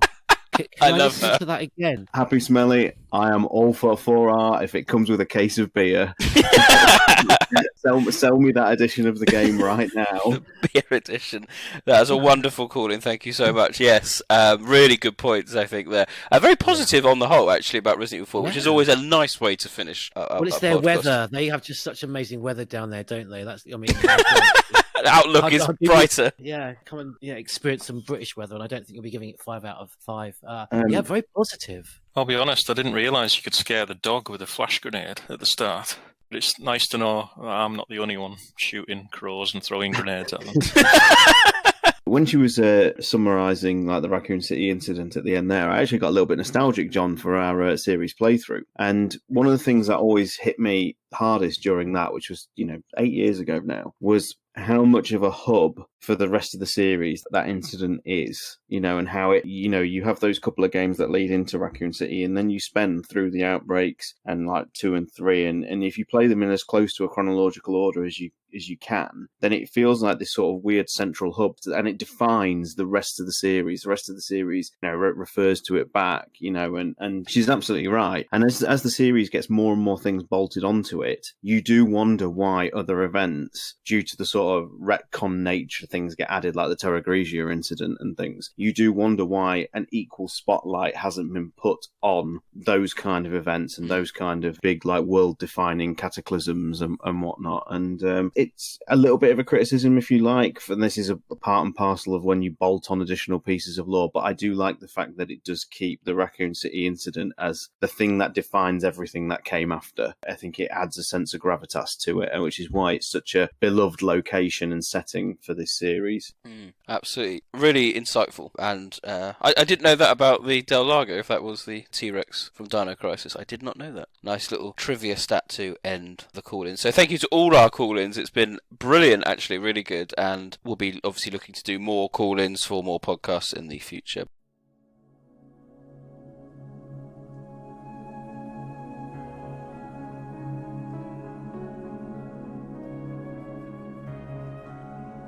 Ada wears a mystery around her. No accurate information about her has been revealed. Nothing is known about when or where she was born, her nationality, her race, or even her true age. Not even the name she was given at birth. She calls herself Ada Wong, but only she knows the truth. Her skin is as smooth as polished pearl, reminiscent of Asian descent, and her natural beauty is outstanding. Her intricately curved body is the embodiment of flawless proportions, perfectly toned and without waste, all without losing a trace of feminine charm.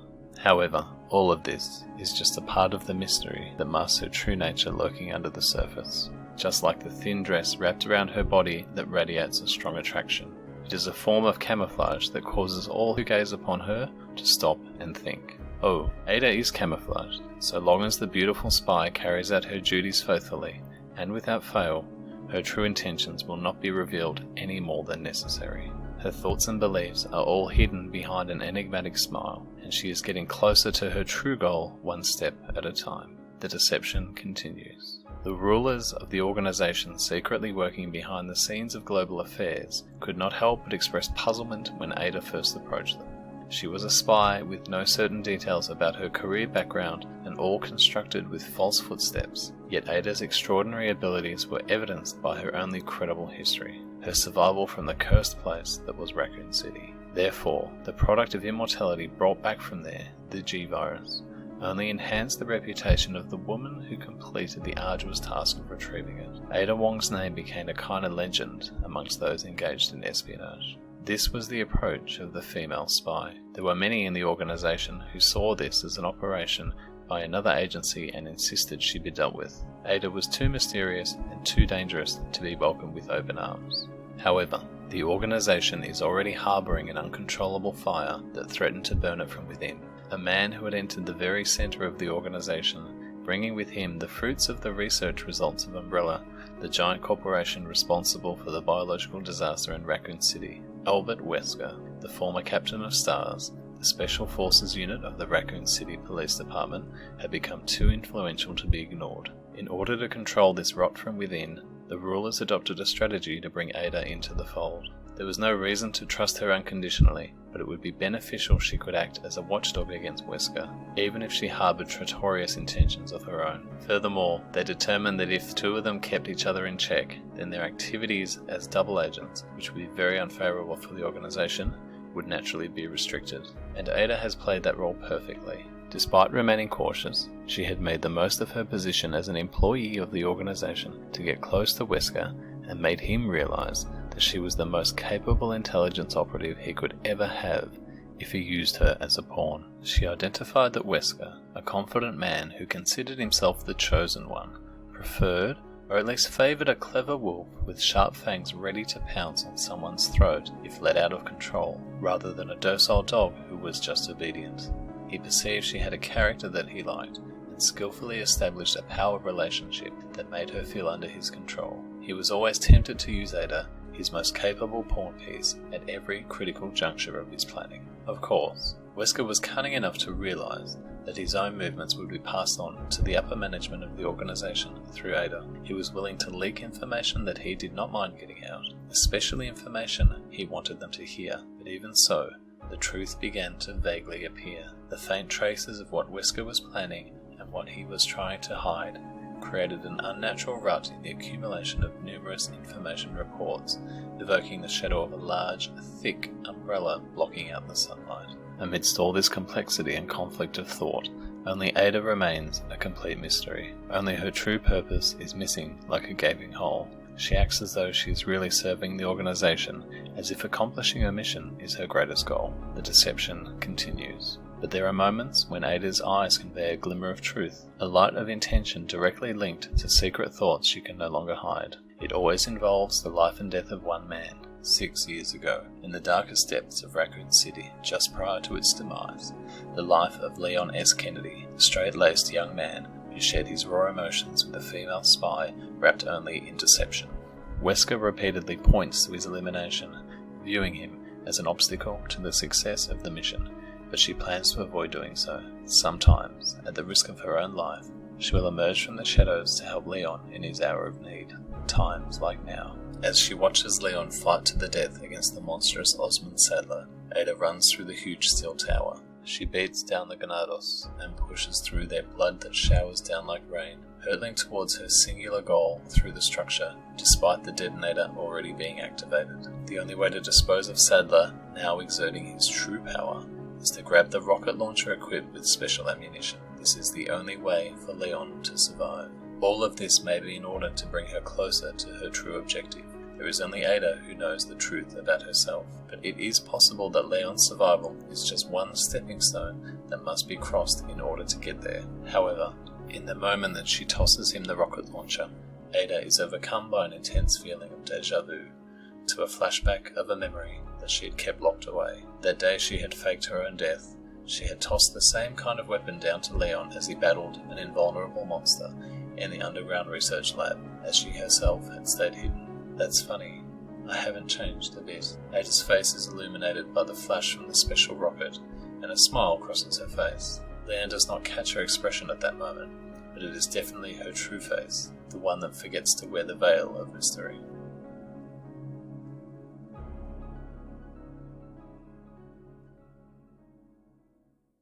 I wanted to now take the opportunity as well to wrap up our thoughts on the retrospective review of Resident Evil 4. So we'll start with Rob.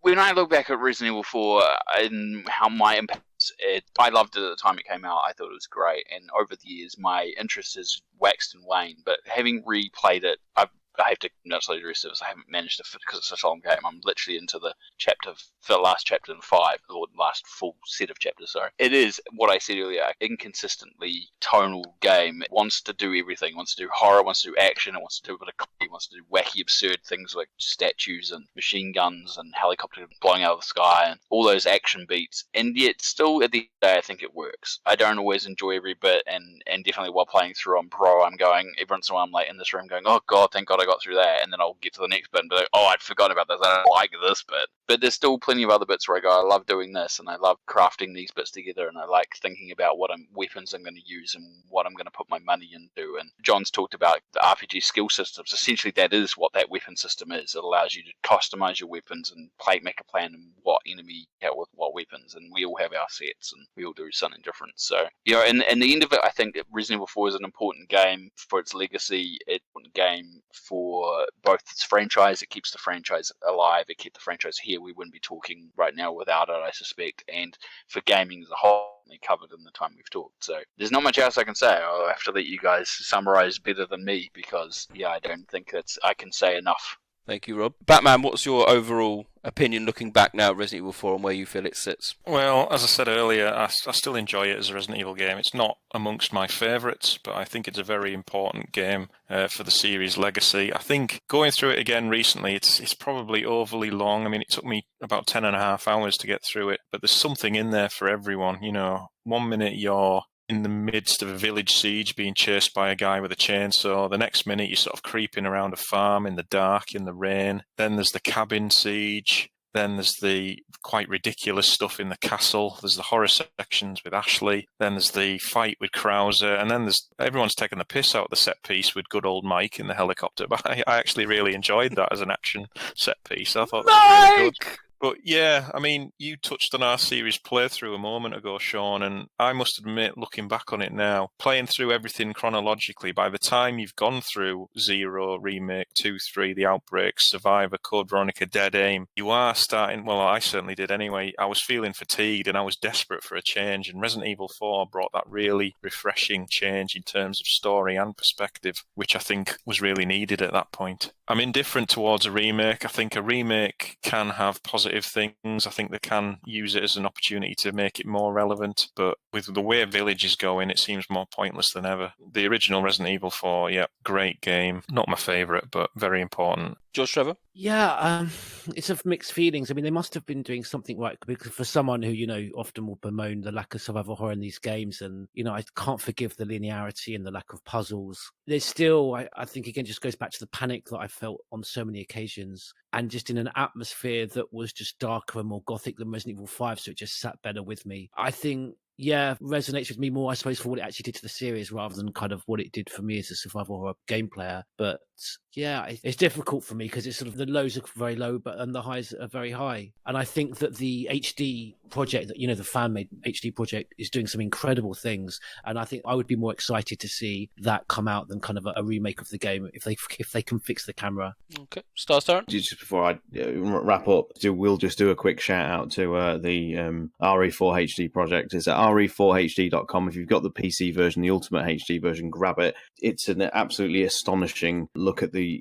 how to sort of reimagine a game, not necessarily reimagining it, but just sort of update it, retain everything that you remember about it, but just play it, make it look like how you remember it back on the GameCube. And I think that's the most important thing, because it doesn't really do much in changing anything. It just updates it all, and it makes it look like a modern title. It's still going to have the issues that George has just said there, like it will still have, some of the control issues that people will have, but in terms of like a visual update, it's phenomenal. Resident Evil 4 then, it's, as I've said before, I've not enjoyed the 15-year course correct that we've had to endure as a result of this game existing. But then at the same time, it comes hand in hand with the fact that, as people have discussed, this series might not be here if it wasn't for this game. It's important every bit as it is a controversial entry. And the reason why I don't want to see a remake, the reason why I don't want to see anything change for it, I would keep every aspect of what it did for the story retained, because I think for series like this that has adapted and changed and mixed itself up all the way through, I think you have to live with some mistakes. And I know some people will be listening and saying, well, the game isn't a mistake. But in terms of like what it did for a lot of the long-term fans who are invested in the lore, it was a misstep. Well, no matter which way you want to try and sugarcoat it, it did abandon years of storytelling build-up to do a sort of soft reboot, if you like. And I wouldn't change a single thing about it, because as a result of what it did, we had a Capcom that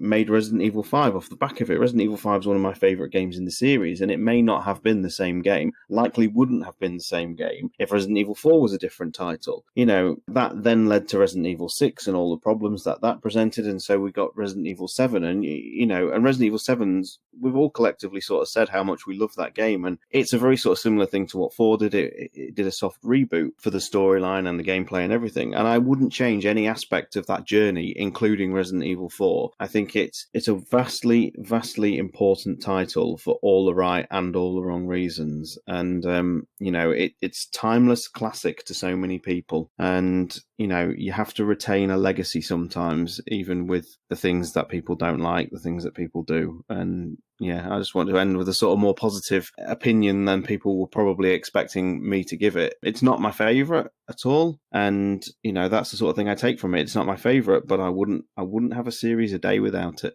Mr. Spencer? Well, basically, my thoughts of like Ori 4 is just that I think it's a game that had the most impact at the time it came out in, and I think that looking back and going back to it, or being a newcomer to it with a modern mindset, I don't think it's aged particularly well. But it's one of those things where you had to be there at the start of it. It's a product of its time, and I think that when you start doing remakes and things as well, you lose that important aspect, I think, which is the time it's set in. The attitudes and cultures and gameplay and stuff like that. So overall, very important game. I think of it the same way as the Black Panther movie.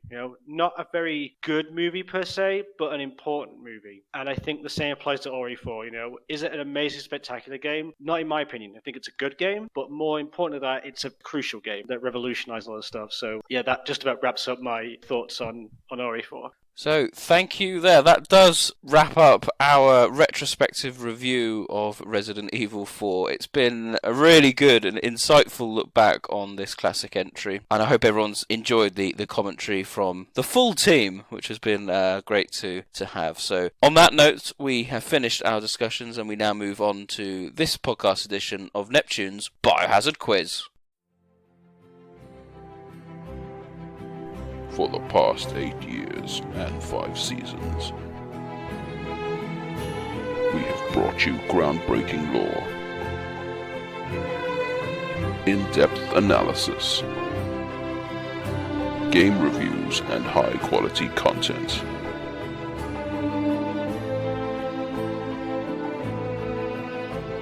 We've also brought you untold controversies, countless tales of underhand tactics, all in aid of the quiz. I'd just like to announce, everybody, that this is 0 points for me this week. Thank you. Bye-bye. So my nomination person said 7, but I didn't agree with 7. I said it was 17, and then you said it was 17. I didn't want people to think I'm cheating by just saying the same number that someone else has said, so I just the next number that sounds similar to 17. I swear I did not cheat, yo!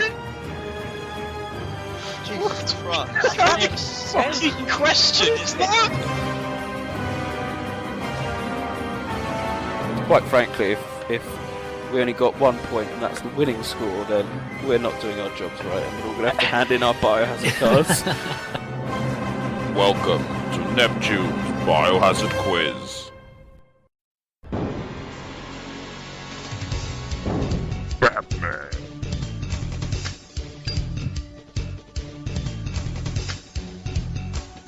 Star Tyrants. George Trevor.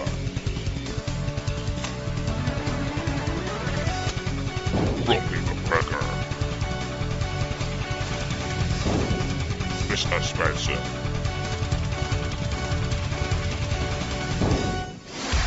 Neptune's Biohazard Quiz. So hello and welcome to this edition of Neptune's Biohazard Quiz. We've got a selection of 5 questions ready to go. Some on Resident Evil 4, some on others. So if everyone can clear their desktops, let's go. Question number 1. What are the types of eggs you can find in Resident Evil 4? And I imagine you're looking for more than colours. Not Rhode Island red chicken eggs, no. We're okay, just what the types of eggs. Okay, question number 2. Also Resident Evil 4. So what 3 ornaments do you need to put together to leave the main castle chamber? Oh, you bastard.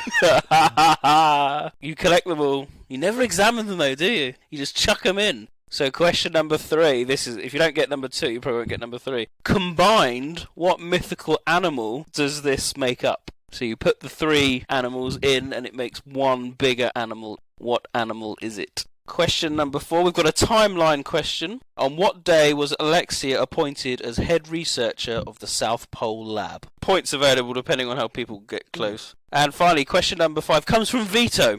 We're fucked. Where would you find the following phrase? Give your soul to the goddess, put your hands together to pray for her. Where will you find that phrase? They're the 5 questions. Join us after this when we'll run through those answers. The long, suffering night had finally come to an end. The morning fog gradually lifted, and the surface of the lake, rippling with fine waves, became like a myriad of jewels, catching the returning sunlight and shimmering brilliantly. The fight to the death was over. Leon had succeeded in his mission to retrieve Ashley Graham, and the terrifying plaga parasites implanted in them both had been eliminated, just in time. The Los Illuminatus cult ambition to use an unearthed plaga as a mean of control to shake the United States and the entire world had been crushed. All those who had played a central role in the cult, infected with the dominant strain and capable of operating while retaining their human consciousness, had now departed to a place befitting of their disfigured forms. The Reaper's scythe had reaped their souls and dragged them into the depths of hell for their due retribution. Leon had survived hell for a second time. His body had been pushed beyond its limits and had severely fatigued to the point of exhaustion. This event was too horrible, too insane for a human being to face. It is a poisonous mix of desire and evil that will torment the survivors for the rest of their lives. But the rising sun looks different from the one he had seen that day in the outskirts of Raccoon City. He feels hope. After 6 years of darkness, the void in his heart had finally filled. A part of himself he had believed had lost was returned. He felt reborn, and everything in the world seemed vividly refreshed. All of his senses are clear, and even the extreme fatigue and the pain of his various cuts and bruises feel welcome now. With Leon and Ashley on board, the powerful, heavily customized jet ski glides easily across the lake. The shadow of the isolated island they're leaving behind is melting into a haze in the distance. The headquarters of the Los Illuminatus cult, a research facility spread out on an isolated island, where many life-desecrating attempts to improve the plaga as a biological weapon were carried out, now burns to ashes in a crimson flame. Significant amounts of explosives were placed in key locations across the island, completely obliterating the results of the experiments that had been conducted here. It is probable that these preparations had been carried out in secret by Ada Wong and her organization. Leon recalls the final appearance of Osmond Sadler, the cult's supreme leader. Was it really Sadler? The dominant strain plaga was born out of repeated genetic modifications in order to maintain the awareness of the human host, even when infected. But the figure of Sadler, who unleashed his ability, was unbelievably far from human. The cells of the parasite, which had been densely compressed within his body, suddenly mutated and expanded rapidly outside of the body, forming a giant arthropod-like form. Sadler's body, hanging in the center of the parasite, now resembled the shell of a cocoon that had been discarded by a hatching insect. The The master-slave relationship between the parasite and its host had been reversed, resulting in a monster too hideous to be called the leader of a new world. Perhaps Sadler, who believed he had total control, was unknowingly being used by the mysterious parasitic creature known as Las Plagas. This ironic thought is now running around inside Leon's head. Las Plagas are weak organisms that can only survive by infecting other living creatures. Because this method is not symbiotic by any means, they were viewed as a kind of pestilence and sealed away long ago, in an age when science was still in its infancy. But now, in the present day, the fact that someone emerged to spread it around the world was fortuitous for the Plaga species, which had been in the near-death state of semi-hibernation. If the world was to be dominated by Las Plagas, it would become more stable than it is now, with different species of hosts all communicating with each other and creating an ideally balanced ecosystem. On a global level, the existence of these parasitic organisms may not be a disaster at all. However, Leon feels this is unacceptable. He can see the value of the inconsistencies of humans in building and maintaining diverse societies. He cannot imagine humanity submitting everything to the Plaga and allowing themselves to wither away. Human beings may be arrogant and selfish, but he believes this will avoid extinction and lead them to a future that will last forever, even if the world is subjected to hate and evil. The sample of the dominant strain Plaga was taken by Ada. There remains a seed that could give rise to another Sadler-like being, but Leon is not too despondent. For as long as it stays in her hands, it is unlikely the worst will happen. He has absolute conviction in his heart that Ada is acting with a different purpose to that of Wesker. The distance between Leon and Ada is increasing. They may have like-minded hearts, but their path in life will run parallel and far apart. Perhaps their footsteps will cross again someday in the future, but only if they survive. Only if the world survives. I will make sure it survives. I've regained my reason to fight, and for that, I'll go through hell for as many times as it takes. Hey! He hears Ashley call from behind him, her wet hair blowing in the wind. You said that beautiful woman was a vision inside your heart. Does that mean you have feelings for her? Leon is relieved to see this young girl has a stronger spirit than he had imagined. She may have been hurt, but Ashley had the natural strength not to let it show. You sure are persistent. As I said before, maybe. You said she was a part of you cannot let go of. Looks like the makings of a beautiful romance.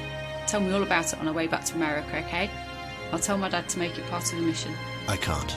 Leon laughs a little, realising what happened with Ada in Raccoon City is no longer a tragic memory to be kept locked away. So welcome back to Neptune's Biohazard quiz. Let's see how everyone has done. So question number 4 was what the types of eggs you can find in Resident Evil 4. We're going to start with Mr. Spencer. I was hoping you'd ask me first for the second and third questions because I got those right. I know what those are. Okay.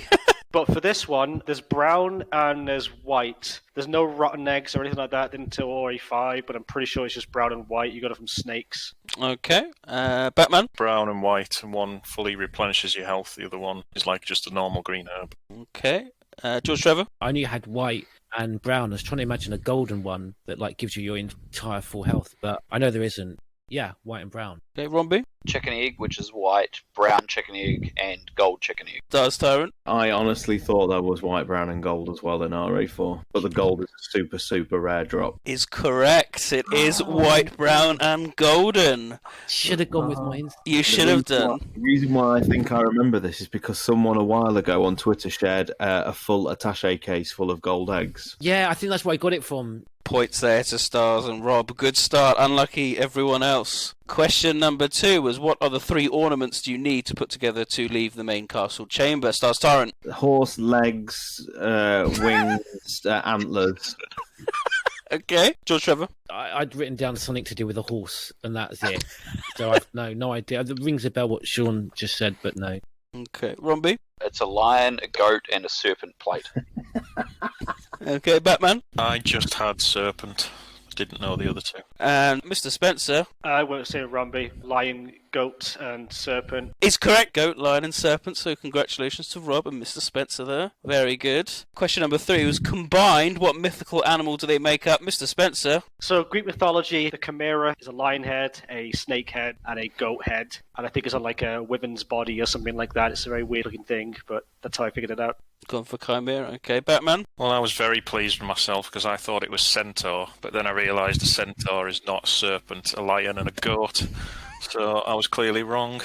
No, okay, so you went for centaur. George Trevor? I put down Griffin, knowing I was probably wrong. So I think a Griffin is just a lion and a dragon or something, isn't it? Griffin, okay, could still be right. Stars Tyrant? I'd put Manticore, but I think Chimera from Mr. S is correct. I don't think it is. I'm sure manticores are similar, right? They're very similar creatures. I've never heard of it, actually. I think it's a manticore lion with a scorpion tail. We're getting very Dungeons and Dragons. A Pegasus is a winged horse, isn't it? This is brilliant. What's a goblin? Right, come up with... Romby, what did you have? I had Chimera. Is the correct answer. Well done, Rob and Mr. Spencer, running away with it at the moment with the Chimera. Very good, very good. I just remember because of Mission Impossible, the Chimera virus, and then I always remember there's a lion on that door. So you got Tom Cruise to thank for these points. Yeah. So question number 4 is... And John Woo. And John Woo, absolutely. So question number 4 is a timeline question, so a chance for Batman to get back into it. Stars Tyrant, when was Alexia appointed head researcher? Pass. No idea. Well, you got to have a guess. 1980, I don't know. 1980. George Trevor? I don't know. I was in a file because I'm sure I've read this file over and over again. Don't know, no guess. Mr. Spencer? For some reason, I'm thinking December 25th or somewhere like that, 1991. I don't know why that date's in my mind. Okay. Romby? I'm going to guess 1983. 1983, okay. Batman? Thank God, I've got one right. It's 1981. Any more specific than 1981? You just asked for the year. I said 1981. I said what day? Wednesday. Wednesday. Date. Yeah, what was the date? Mean, yes, the date. the date. Oh, July something, I don't know. July 16th. Points to Batman there. The 27th of July 1981. So well done. We're going to give the points to Batman there. Get him off the mark. Fantastic. And finally, question number 5 is where would you find the following phrase? Give your soul to the goddess, put your hands together to pray for her. I think I'm finally going to get a veto question right. Go on then, George. Go on, you sound confident. Yeah, you saved me, I think, from getting 0 this round. This invokes memories of Yoke and Sean's RE3 stream, and I've been playing loads of the original at the moment. It's one of my favourite images from the game, the clock puzzle, with the skeleton wearing the dress, and it's on a file that you find, hints to the, what's it called, with the bronze, gold and silver stones. Yes, I know, yeah. Yeah, that puzzle that you find Obsidian amber crystal. Yes, that you find it sort of in the back of the clock tower. Okay, Stars Darren? That's a good shout. I did not know it. I've been kicking myself over this one, but yeah, of course, now I think about it, he's absolutely right. Okay, Romby? I had no idea. It sounds like something that definitely would appear in a game, and it sounds awfully familiar, but I wouldn't have known exactly where it was, so no. Batman? Yeah, Goddess of Time puzzle. That was the only one I could think of from RE3. 5-3. Mr. Spencer? It's probably not going to get me any points, but the only thing I'd think of was it was something in Resident Evil 3 was the one that came to mind, Story 3. I'm not sure exactly where, but Story 3. Points there to Romby and Batman. Yes, it's the art picture postcard from Resident Evil 3 in the clock. That's what I said. Sorry, I meant GT. Sorry, yeah. Sorry. I'm so desperate for the point. Let's have a look at those final scores. So, in the third place, joint third, it stars Tyrant and George Trevor with 1 out of 5, so congratulations. In joint second place, it's Batman and Mr. Spencer with a very respectable 2 out of 5. But this podcast winner with a whopping 3 out of 5, it's Romby. Well done. Thank you, Chimera. Thank you, Tom Cruise. Thank you. That finishes Neptune's Biohazard quiz for this time, so join us next time when we'll have some more questions.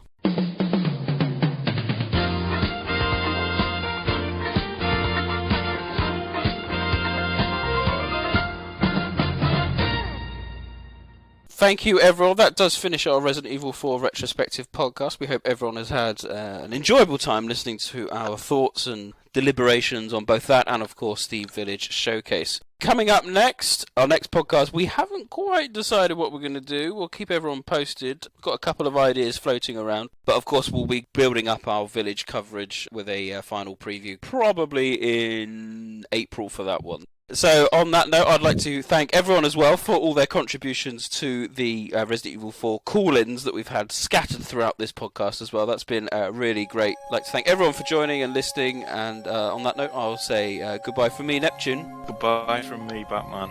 Goodbye from me, Stars Tyrant. Goodbye from me, Romby. Goodbye from me, George Trevor. And it's goodbye from me, Mr. Spencer.